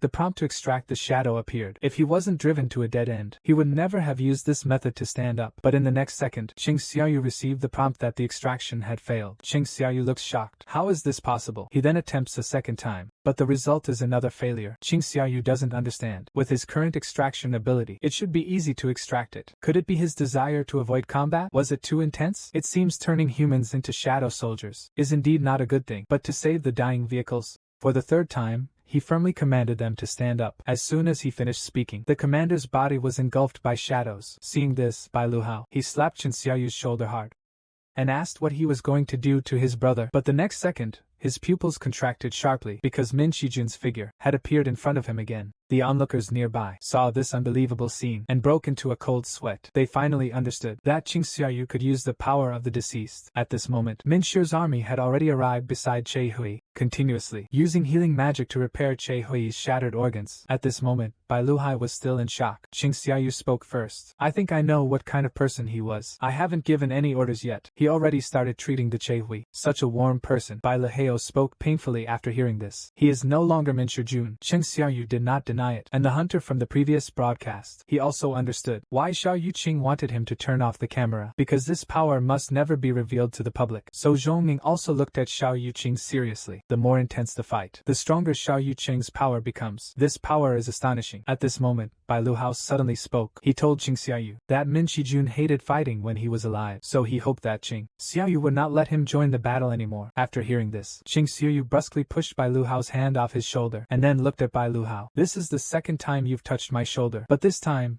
you're not giving me an order, but sincerely asking me. After saying that, he leisurely walked toward the consul's army, directly dispelling his shadow's departure. His thoughts were the same as Bai Lu's. Then Min Shijun smiled, taking one last look at everyone, then faded into the air. After eliminating the deceased, Qing Xiaoyu escorted everyone away from the medical center and chose to stay behind himself. Because the battle was not completely over, there were still many remnants for Qing Xiaoyu to deal with. During the respite, Qing Xiaoyu summoned the flying dragon Kaiser and charged towards the remaining ant army. Soon, Qing Xiaoyu was once again in the midst of battle. Kill those unhatched ants as well. Destroy them completely. Meanwhile, at the headquarters of the Hunter Management Bureau of the two countries, the director is repeatedly playing the video of Qing Xiaoyu's battle with the ants, and then asks the assistant beside him how the investigation on Qing Xiaoyu is going. The assistant places Yi Da's file in front of the director, indicating that Qing Xiaoyu was also involved in the bureau explosion a few months ago. The culprit behind the explosion, Qing Rihan, is actually Qing Xiaoyu's father. After the director reviewed the materials, he assigned a task to his assistant. When he took advantage of other countries contacting Qing Xiao without even checking Yu's name thoroughly, they spared no effort to bring Qing Xiaoyu to Manhwa, because in the director's view, Qing Xiaoyu's strength might have already reached the level of national power. Qing Xiaoyu defeated the SS-class beast Ant King Bell. Then the most exciting moment came, which was extracting his shadow. Qing Xiaoyu approaches Ant King Bell. The powerful aura amazes him. Then he speaks the command and stands up. In an instant, the Ant King's shadow begins to dissipate, surrounding Qing Xiaoyu completely. Qing Xiaoyu is startled by the sight. In the darkness, Qing Xiaoyu feels nothing. I thought the shadow extraction had failed, but the next second, a puzzled voice came from behind him. Why am I back again? Qing Xiaoyu turned to look at the Ant King's figure, standing there prominently. At the same time, a notification of successful shadow extraction followed. After the Ant King saw Qing Xiaoyu's gaze, he immediately knelt down. When Qing Xiaoyu checked his attributes, he pondered for a moment. A general level rank, never seen before, appeared. This means his power is unmatched by the previous soldiers. They couldn't compare to him at all. Then Qing Xiaoyu turned around and started to walk away. But at this moment, he heard Yi Wang's voice behind him. "Please give me a name," said Yi Wang. Qing Xiaoyu glanced at him. It seemed that this guy, like the other soldiers, possessed absolute loyalty. Then he asked why Yi Wang could speak. Yi Wang hesitantly answered, "I've always been able to." "They could talk before becoming soldiers, so they can talk now too?" "No, King Ains was once human, but after becoming a shadow, he can't talk. The same goes for the shadow hunters and fangs. There's only a difference in rank among them. It seems that if the other soldiers' ranks improve, they might be able to talk too." Qing Xiaoyu carefully observed Yi Wang and said, "You say I killed you. Even if that's the case, are you still willing to follow me?" Yi Wang replied, "I am not dead. I have been reborn as your strength. Now my heart is filled with joy. I will forever follow you, Lord." He then pleaded again for Qing Xiaoyu to give him a name. Qing Xiaoyu thought for a moment, and decided to call you Bell. Bell lowered his head after hearing this. After Wang Anhao finished naming, Qing Xiaoyu walked over and stood beside Yi Ho, another general-level soldier. But strangely, after Yi Ho was successfully extracted, the strength of the ant soldiers suddenly weakened. Qing Xiaoyu asked Bell what was going on. "But why is the future magic so low?" Bell respectfully explained after hearing this. "Controlling the ant army is an innate ability of the future. As long as the future exists, the ant army will remain under its command, and most of the future's magic is used for reproductive activities. Reproduction can happen without a physical body." Qing Xiaoyu understood after hearing this. That means he's no longer suitable for combat. So, he directly stopped extracting the shadow's future. A group doesn't need two leaders. The next issue is the scattered ants on the island. He asked Bell, "Can he cover them all with his current forces?" Bale said he could sense that the enemy, after losing their leader, were in disarray and fleeing in all directions. The current number surviving is about 4,000. Qing Xiaoyu sighed after hearing this. "Originally, I thought we had eliminated quite a few in the previous battles. Didn't expect so many to be left." Then I asked Bell, "Can you wipe them all out?" Bell took 2 steps forward and replied, "As long as you give the order." Meanwhile, the human fleet outside. They were constantly under attack by the ants. The hunters joined forces to fight the ants, but there were just too many ants, as they were about to be overwhelmed by the swarm. With Wang Baier's figure, like a flash of lightning, everywhere he passed, all the ants were torn in half. Thus, the various forces of the south swept the ants for 2 days and nights. The fleeing ants unexpectedly flew towards the Zibo Sea area, but the ants never expected that what awaited them there was a hunter even stronger than Qing Xiaoyu, Lu Jikong. He was enveloped in flames. Then he drew a short sword from behind and slashed towards the flying ant group, unleashing a flame in a cross formation. The sky was filled with violent explosions. Then the ants shattered and fell into the sea. In just one move, all the ant soldiers were defeated. Lu Jikong retracted his short sword, thinking if he wasn't fighting these minions, but facing the ant king, that Qing Xiaoyu fought could be interesting. Meanwhile, in the scavenger guilds of both countries, a man is continuously playing the footage of the battle between Qing Xiaoyu and the king. He is none other than Andre, the leader of the scavenger guild, and he also knew that Huang Dongshu and Qing Xiao had a blood feud between them. At this moment, his assistant beside him asked if the two really started fighting, what he would do. Andre blushed immediately upon hearing this. Huang Lion was the property of the scavenger guild, and the scavenger guild was his. As he spoke, he angrily crushed the remote in his hand. He would never forgive anyone who touched his things, not even the government. 3 days passed quickly. All the ants on Chizhou Island were dealt with. The Hunter Association organized a collection team to gather supplies. But just as they were preparing, they were suddenly startled by what they saw. A mysterious man emerged from the depths of the forest. However, there shouldn't be anyone on Chizhou Island now. They quickly drew their weapons and aimed at the man, demanding to know who he was. But the words he spoke were in a beast language that they couldn't understand. Just as the team was in shock, a snapping sound suddenly came. The next second, a powerful wave of magic swept over everyone. The entire team immediately fell to the ground. It was a skill released by the old man behind the man, putting everyone on the scene to sleep for a while. The man viciously told the old man, "It's confirmed that it was that man." The old man instantly looked grim upon hearing this. "I really don't know why he's helping these people, but the hunt will proceed as planned," he said, then created a portal with his bare hands, preparing to leave. At this moment, the man called out to the old man, "By the way, someone seems to have already arrived here. Since we're here, let's deal with that guy before we leave." The old man just froze for a moment after hearing this. "He'll take care of this area." After saying that, he entered the portal and left. After the old man left, the man's gaze suddenly became sharp. "What a coward. But I don't need to make trouble for myself." After saying that, he stepped through a red portal and disappeared from here. After successfully raiding Chizhou Island, Qing Xiaoyu had become a big star, a hero in the eyes of the whole nation. However, there were still critical voices saying that if he had joined Chizhou from the start, the strategy for island operation might have prevented Hunter Min Sijun's sacrifice. That day,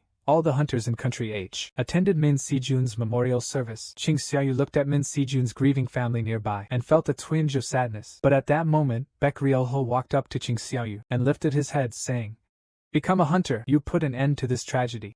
Thank you for saving this country." Just as Ching Xiaoyu was about to comfort by Lu Hao, he suddenly met Che Hui's gaze from the side. Their eyes met for less than a second, and Che Hui blushed and looked down. Ching Xiaoyu was puzzled by this. Could it be that Che Hunter didn't drink hot water today? Are you feeling unwell? After the memorial service ended, Ching Xiaoyu and Chairman Gao expressed their intention to create a board of directors. Chairman Gao, without a moment's hesitation, immediately agreed. But then he asked Ching Xiaoyu if there were any doubts. He set up some kind of barrier on the island, because the A-class hunters he sent out to clean up the ant corpses all lost consciousness there, collectively lost consciousness there, and couldn't remember anything when they woke up. After hearing this, Ching Xiaoyu immediately denied it, temporarily assuming it might be a trap set by the ants. After finishing his business, Ching Xiaoyu was about to leave and go home. Unexpectedly, a stranger stopped him. The stranger immediately stated that he was from the National Hunter Administration. He had come this time to bring Ching Xiaoyu some top-secret information. To show his sincerity, he can give Ching Xiaoyu a chance to awaken the magic within him again and become an upgrader. The man simply released his own magic and scared the legendary hunter of the Dark Kingdom into trembling, because his ability is to forcibly stimulate the magic within the hunter to break through the limit and achieve a second awakening. But just as he was probing Ching Xiaoyu's limits, a shadowy figure suddenly appeared in front of him. "Get out of here!" In the next second, Mrs. Sainov's pupils contracted sharply, and she let out an uncontrollable wail of fear. The nearby guards, seeing this, immediately drew their guns and aimed at Ching Xiaoyu. Ching Xiaoyu was stunned. "I clearly didn't do anything. Why did they all become so agitated?" It turns out that not long ago, a member of the National Hunter Administration approached Ching Xiaoyu and gave him a top-secret piece of information. It was about a method to allow an awakened to awaken a second time. Ching Xiaoyu listened and curiously followed them to the hotel, wanting to see what they were up to. Unexpectedly, as soon as they arrived, the deputy director of the N State Hunters Administration put an immigration document in front of Ching Xiaoyu. These materials usually take 1 or 2 years to complete, but they made ample preparations to recruit Ching Xiaoyu. 1 second after signing the agreement, he could become a citizen of Manhwa. Ching Xiaoyu's face darkened instantly upon hearing this. "I came here. It's because Agent Adam said there was intelligence to tell me about the upgrader that could awaken the hunter a second time." Upgrader? The deputy director smiled after hearing this, and immediately sent his men to invite Lady Saner. Soon, Lady Saner appeared in front of everyone. Ching Xiaoyu carefully observed the magic power around him. This aura is indeed different from ordinary awakeners. When Mrs. Sainov saw Ching Xiaoyu's suspicious expression, she immediately started explaining her ability. "You know, the limit of all awakeners in this world is predetermined at birth. Unless they undergo a second awakening, then the awakening level can never be surpassed. And his ability is to forcibly stimulate the potential of the awakened, break through the limits, and achieve a second awakening." The deputy director stated, "What Mrs. Sano said is true, but every time he uses this ability, he needs to rest for a long time, so it can only be done 3 times a year. 4 people can get this service." Ching Xiaoyu was very surprised after hearing this. If all this is true, then this ability is indeed extraordinary. He then asked how much the second awakening would improve. Mrs. Sano said, "Everyone's situation is different, but after he unlocked his potential in 3 stages, he could increase his strength by at least 20% to 30%. Ching Xiaoyu was shocked to hear about the 20% to 30% increase in strength. No wonder Huang Dongshu decided to emigrate to the Dark Nation. Despite being scolded by the whole country, no hunter could resist that. At this point, the deputy director told Ching Xiaoyu Lady Sino's ability was a gift to him. They were very confident when they met. "Once you experience this feeling, you can't live without it anymore." They immediately asked Ching Xiaoyu, "Are you willing to break your limits?" Ching Xiaoyu felt a bit low. Does he seem very confident? Might as well experience it once. Ching Xiaoyu immediately placed the commander into Mrs. Sino's palm. Seeing this, the deputy director grinned. He was convinced that he had Ching Xiaoyu under control. Perhaps after this, he would sign the document on the spot. At this moment, Mrs. Sino's power had already activated. After the national power level, Tinglong Tu's strategy failed at the portal. He used an unheard-of ability and succeeded in the strategy. He was curious about where Xiaoyu Cheng's limits lay, but the next second, Mrs. Sino felt it. He was enveloped by a powerful magical force. He looked up curiously and saw a figure with an indistinguishable face appear in the air. Then the figure appeared in front of him, angrily shouting 3 words at him. "Get out." At this moment, Lady Senov hugged her head and started wailing incessantly. One of the subordinates directly drew his gun and aimed it at Ching Xiaoyu. Deputy Chief Jian Zhuang quickly stopped their actions. "If an S-rank hunter gets angry, everyone on the scene will die." Upon hearing this, the subordinates quickly put down their weapons and checked on Mrs. Senov. Deputy Chief also hurriedly bent down to apologize to Ching Xiaoyu. At this moment, Ching Xiaoyu still looked bewildered. "What's going on here?" The deputy director quickly inquired about Mrs. Sano's condition. He was sweating profusely. His body was trembling uncontrollably. Helplessly, the deputy director said, "Mrs. Sano isn't feeling well today. We will contact Ching Xiaoyu later." After Ching Xiaoyu left, deputy director asks Mrs. Sano what exactly is going on. Mrs. Sano responds in terror that he is a king, and a very powerful king. Hearing this, the deputy director is startled. "So you mean, his power is equivalent to that of a nation?" Mrs. Sano shakes her head. This is the first time he's encountered this situation. Although he is a king, he is different from ordinary kings. While he was peering into Ching Xiaoyu, a force was also watching him. That force didn't come from Ching Xiaoyu, but from the endless darkness within him. Next, Lady Sainov spoke her last words in terror. Ching Xiaoyu, the hunter, has no limits. At this moment, unaware of the situation, Ching Xiaoyu leaves the building with a puzzled look on his face. That person must have seen something. Could it be traces of the system? What exactly is he afraid of? Just at this moment, the sound of a phone ringing brought Ching Xiaoyu back to reality. It was President Gao Jianli, reporting that a B-level portal had appeared in the middle of the road. He wanted Ching Xiaoyu to handle it. Ching Xiaoyu asked in confusion, "You don't need a strategy permit, right?" Chairman Gao replied with a smile. "Founder, did you forget where the strategy permits are issued?" Upon hearing this, Ching Xiaoyu immediately realized that Gao Jianli, who he was talking to, was the chairman of the association. "Then I won't hold back." After hanging up the phone, Ching Xiaoyu arrived at the portal immediately. His presence instantly drew the crowd's attention. They never expected an S-rank hunter to personally tackle the portal. But just as Ching Xiaoyu stepped into the portal, everyone on site showed expressions of shock. Because the portal's color had turned red. At this moment, upon entering the instance, Ching Xiaoyu was speechless. He didn't understand why every portal he strategized would have an unexpected situation, but with his current strength, the red portal couldn't pose any threat to him. He immediately summoned the Legion of Beloved Daughters, preparing to finish the battle within a day. These dungeon monsters were nothing in front of Xiaoyu.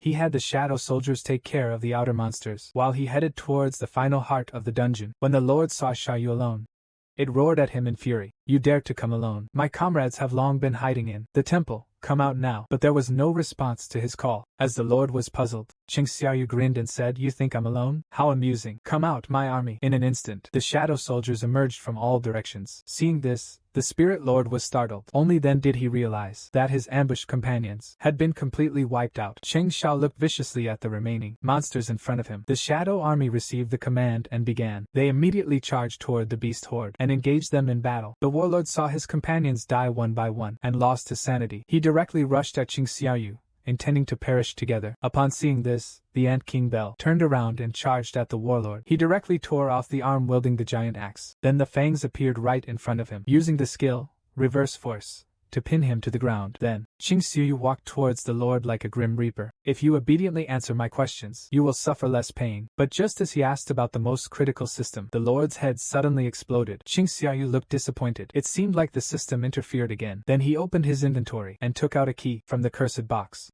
Because at the moment of the Lord's death, Ching Xiaoyu's level reached 100. The information about the key was also tightly sealed. This turned out to be the key to the Temple of Carter. Unexpectedly, the double despair he once faced has summoned him once again. The difference is, this time, he is no longer that weak first-level hunter, but a powerful S-rank human mage. If this scenario was set from the beginning, if he has been waiting for him to return, if that is the case, then just wait. He will come for him soon, and personally uncover the secrets behind the system. Ching Xiaoyu actually started a guild, and the first person to apply was Cha Hai, the strongest S-rank hunter goddess from country H. Ching Xiaoyu looked puzzled, not understanding why she gave up being the vice president of the top guild to join his newly formed small guild instead. Ching Xiaoyu could also tell her pulse was erratic at the moment, breathing heavily. His eyes seem a bit dazed, clearly so reluctant, yet still wants to join his single union. Why is that?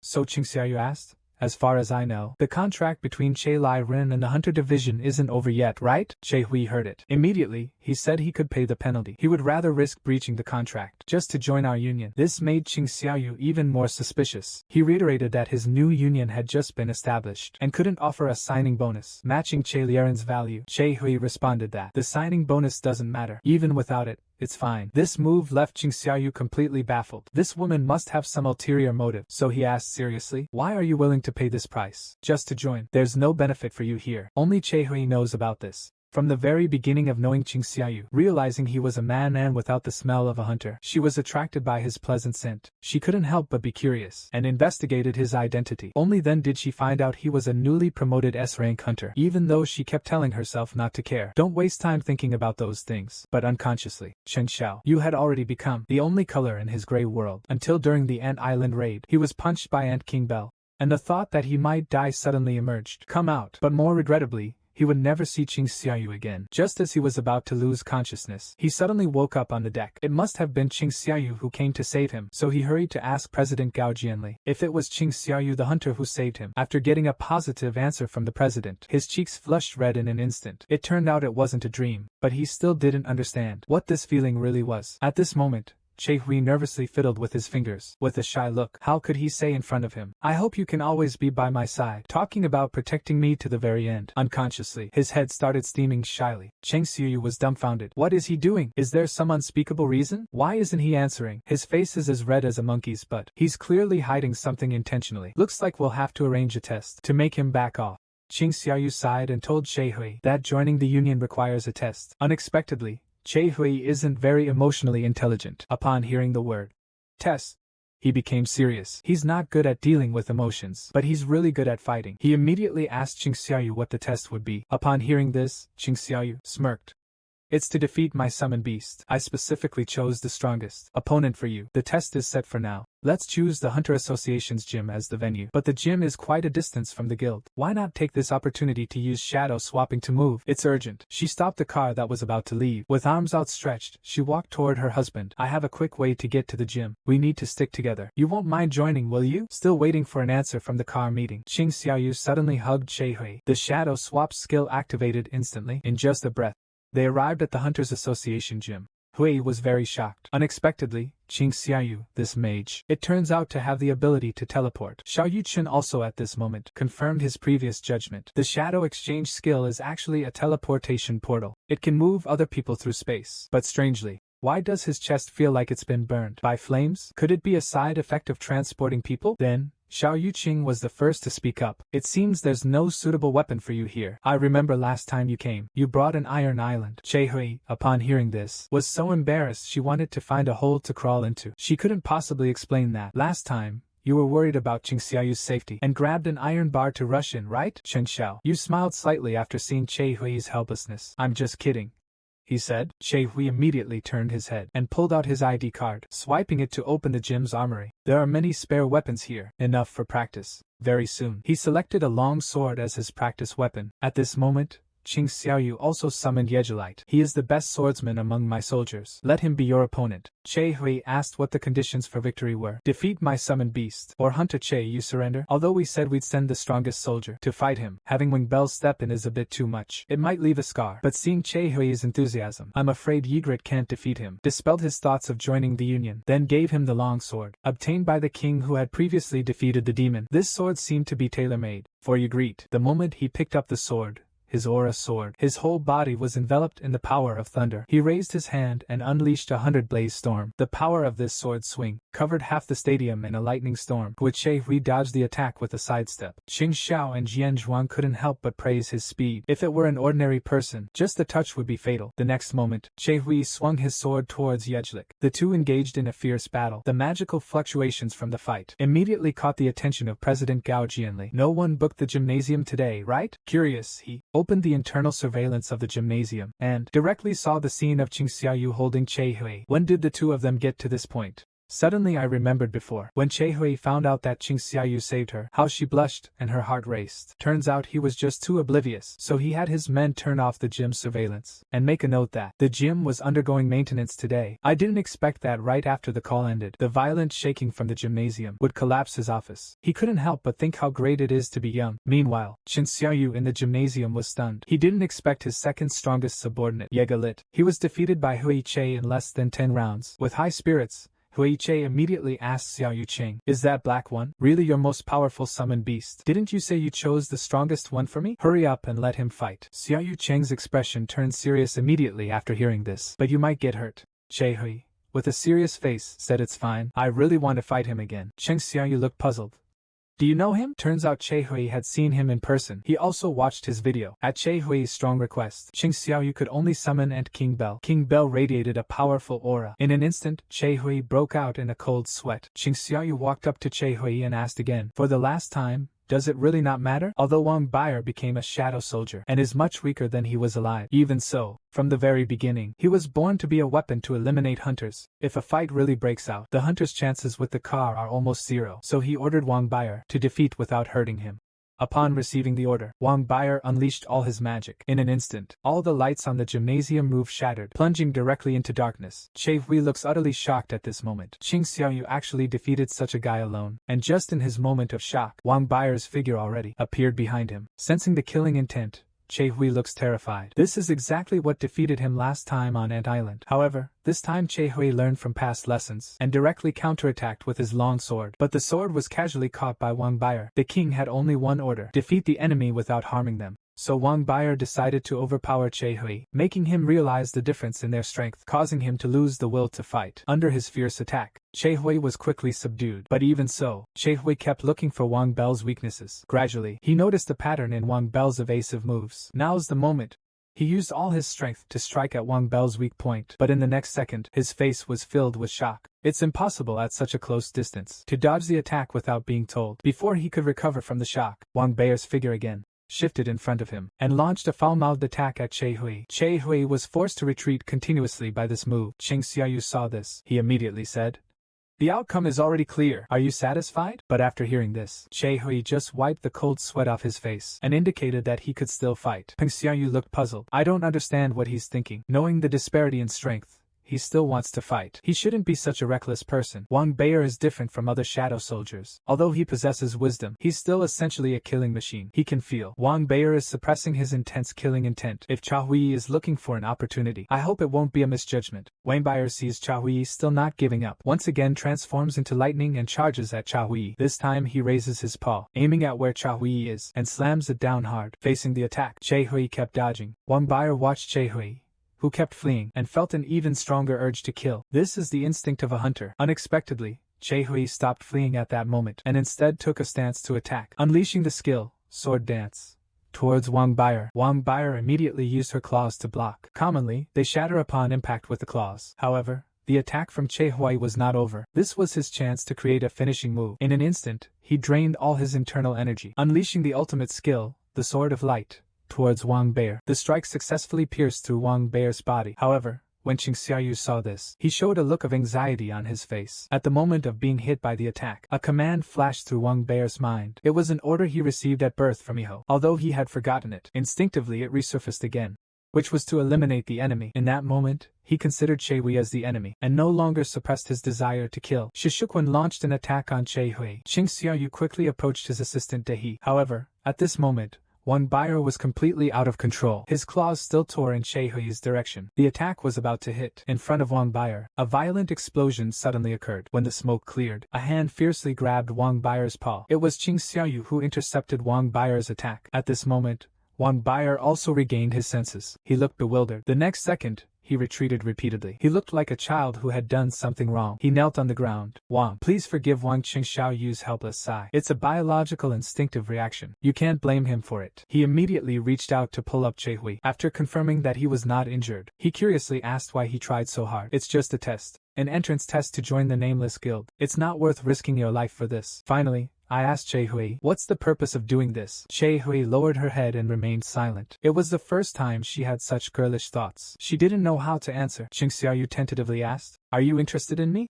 Che Hui immediately reacted. Stammering and just about to speak, Qing Xiaoyu fell into deep thought again. Isn't this it? Then what is it? Just when he was wondering, he suddenly heard Che Hui's voice. Che Hui, looking shy, said, it seemed like that. After that, who knows what happened? They both quickly returned to their own homes. Qing Xiaoyu went straight to the bathroom. He looked in the mirror. After the second awakening, he did get taller. His body also became stronger. But am I really that attractive? It feels like the streets are full of these. So, out of curiosity, I pushed open the bathroom door. Xia, what do you think of me? Like in terms of male charm or something? Xia listened with a look of disdain. She ridiculed Qing Xiaoyu, asking where his confidence came from. Qing Xiaoyu, upon hearing this, got angry and pressed Xiaoya's head. I didn't expect that in my sister's eyes. I am actually a useless otaku. But thinking carefully, I really am like that. Then I changed the subject and told my sister I wanted to start a guild. I asked her how about naming it the Singles Guild. My sister was speechless after hearing this. She didn't expect that her brother is not only unattractive, his brain doesn't work well. Qing Xiaoyu can summon bird soldiers. Strictly speaking,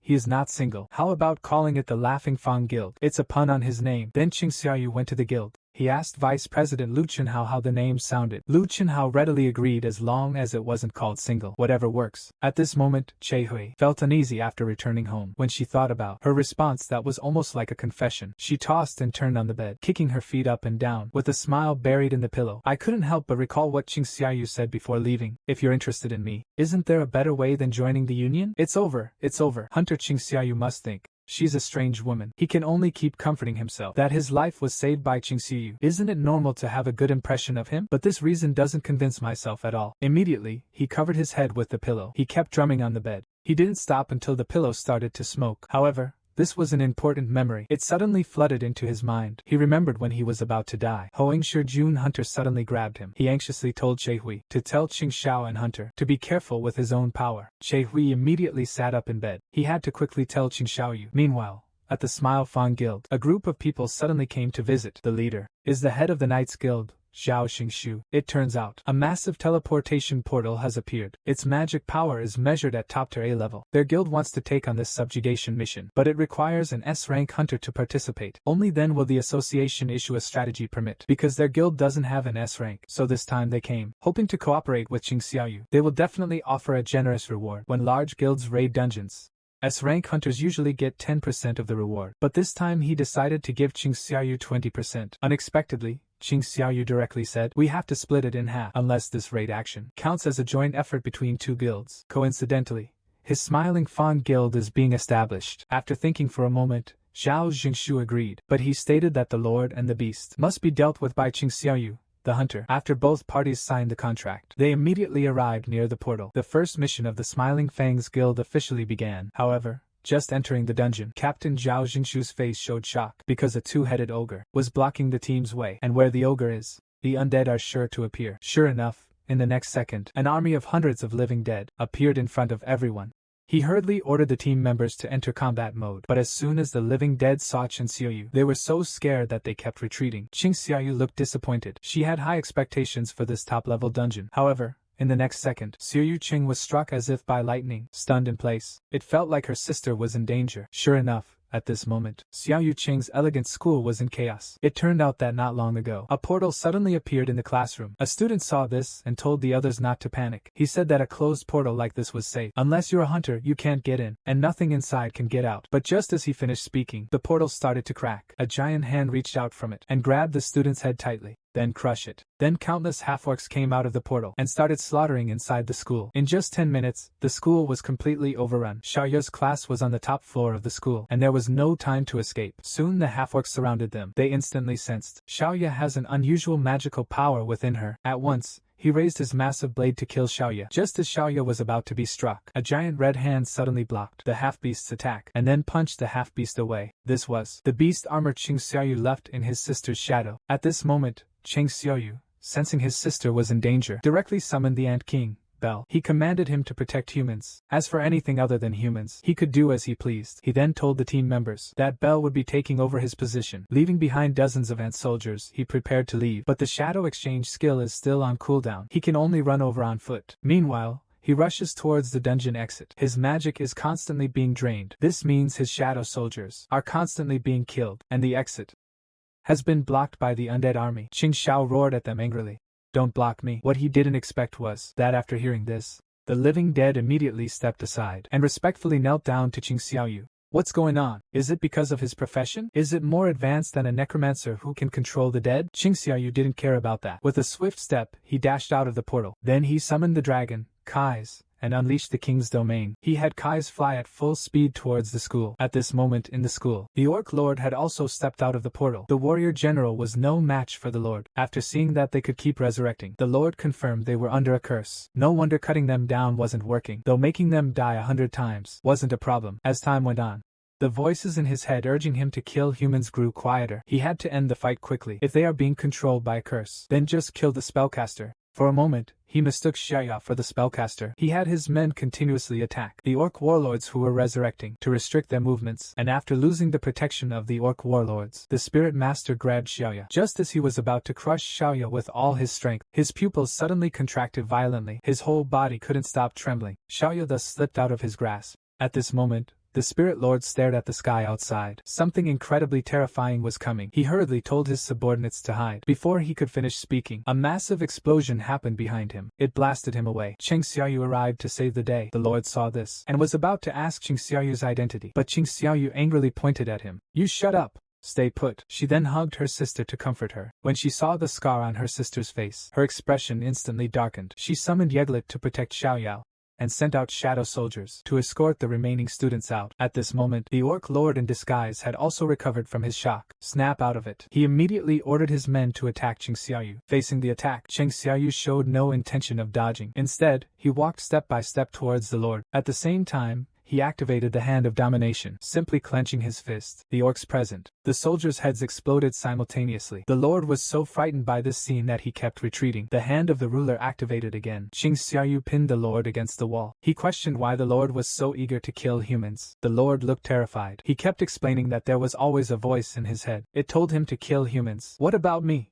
Did I ask you to kill me?" The terrifying killing intent emitted by Ching Xiaoyu at this moment scared the spirit lord into repeatedly begging for mercy. Seeing this, Ching Xiaoyu summoned a dagger. "It seems that the voice in your heads also doesn't think I'm human. I can spare you, but the process won't be pleasant." Meanwhile, in the underground city, Bell has already killed all the beasts on the outskirts and reached the lord's chamber. When the team saw the lord, they were shocked.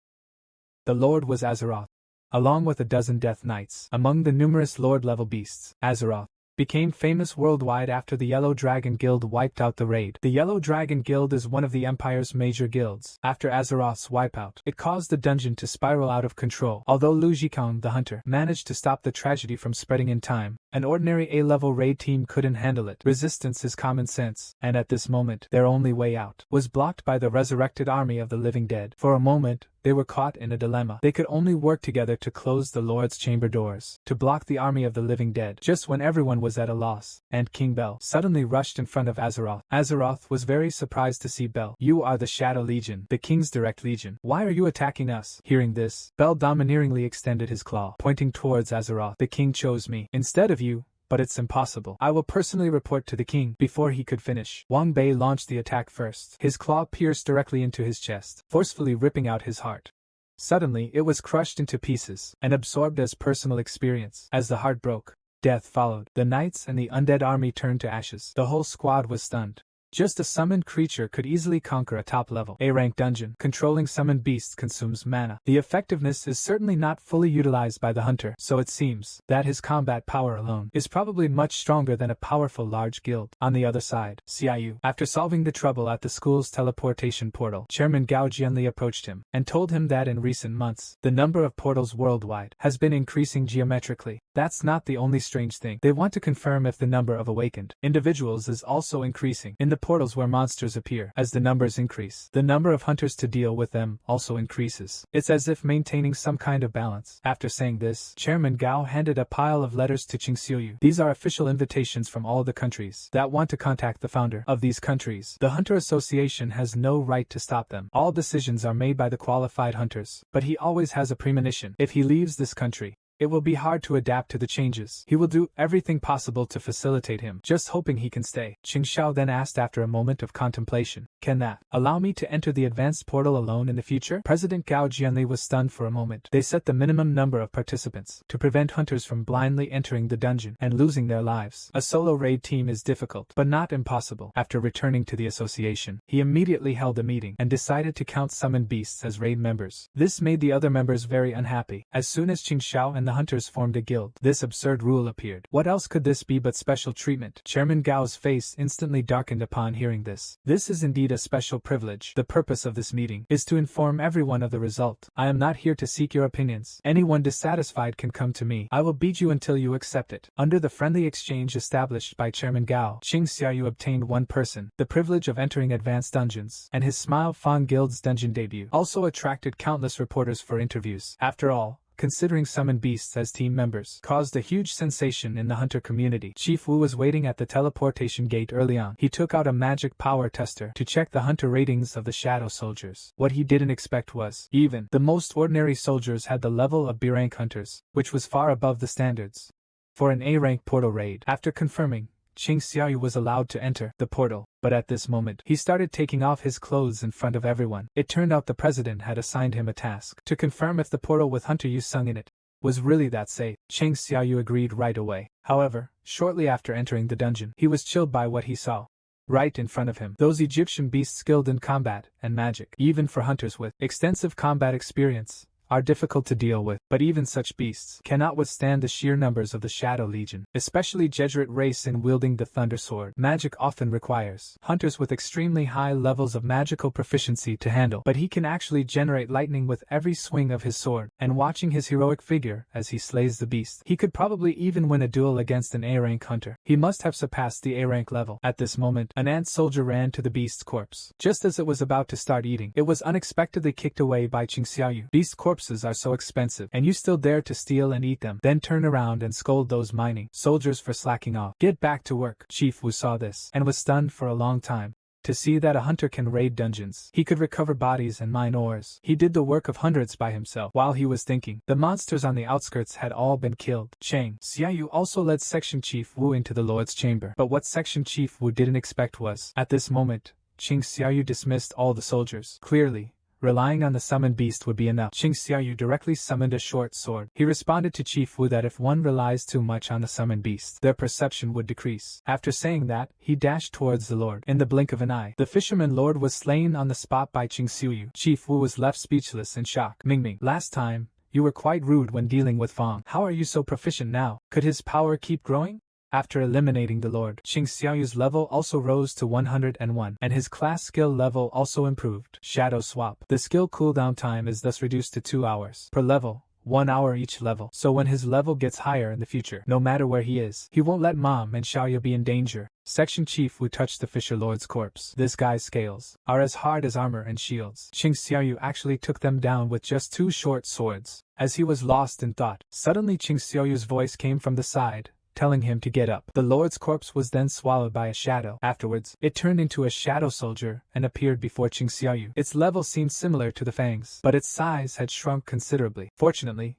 the magic power wasn't greatly weakened. Anyway, the Shadow Army, had its combat power greatly enhanced once again. From now on, I'll call you Sesame. Shortly after the Spirit Lord died, the dungeon showed signs of collapse. But the Spirit Lord's corpse cannot be wasted. Then next, a scene that shocked countless reporters occurred. A giant Fong came out carrying the corpse of the Spirit Lord. The crowd exclaimed in shock. In less than 2.5 hours, they conquered the lady and the teleportation hole. This has set a new world record for the fastest clear, facing numerous people taking pictures. Even the sharp-toothed one shyly scratched his head, completely unaware that at this moment, Director Wu's soul was almost gone. He reported the situation to Chairman Gao Jianli. With an exhausted look on his face, Cheng Xiao and the hunter weren't targeting the portal at all. It was during the massacre. President Gao sighed with relief after listening. After hearing his description, he gradually understood why even a veteran like Section Chief Wu would be so shaken. He then told Section Chief Wu to go rest and prepare for the dungeon raid. Recovering bodies can even mine ores. This isn't just a solo strategy, it's a one-man guild. Maybe in the near future,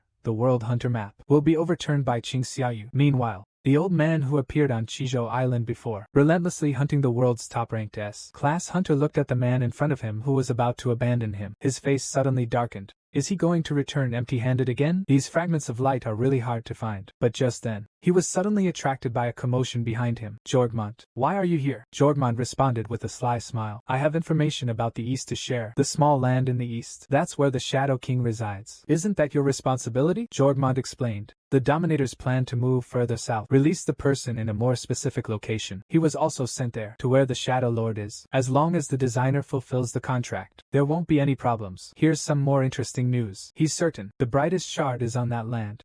The old man's face showed a hint of fantasy after hearing it. He immediately prepared to go to that tiny place. But just at this moment, a powerful aura attracted the attention of both of them. It was Qing Xiaoyu's father, Chang Rihan. He appeared with a fierce look. Is the tiny place in the east referring to country H? The old man showed a hint of familiarity after hearing it. So what? Try to catch us if you can. The old man was about to enter the portal. Chang Rihan immediately drew his short sword and slashed directly at the old man. However, The old man just waved his hand lightly. An ice crystal shield appeared in front of him, blocking Qing Rihan's attack. As the two sharpened each other's skills through constant clashes, a fierce explosion occurred. When the smoke cleared, the old man had already left through the portal. At this moment, Qing Xiaoyu received another summons from the Katrin temple. It seems the truth is getting closer to him. Qing Xiaoyu was actually spying. The stylish goddess took a bath in the car. The stunning scene instantly made him blush. His heart raced. At the same time, he also discovered Ant King Bear's little secret. Who would have thought that the usually murderous bear was secretly a fan of palace drama shows? It turns out that after Qing Xiaoyu gained the right to enter the dungeon alone,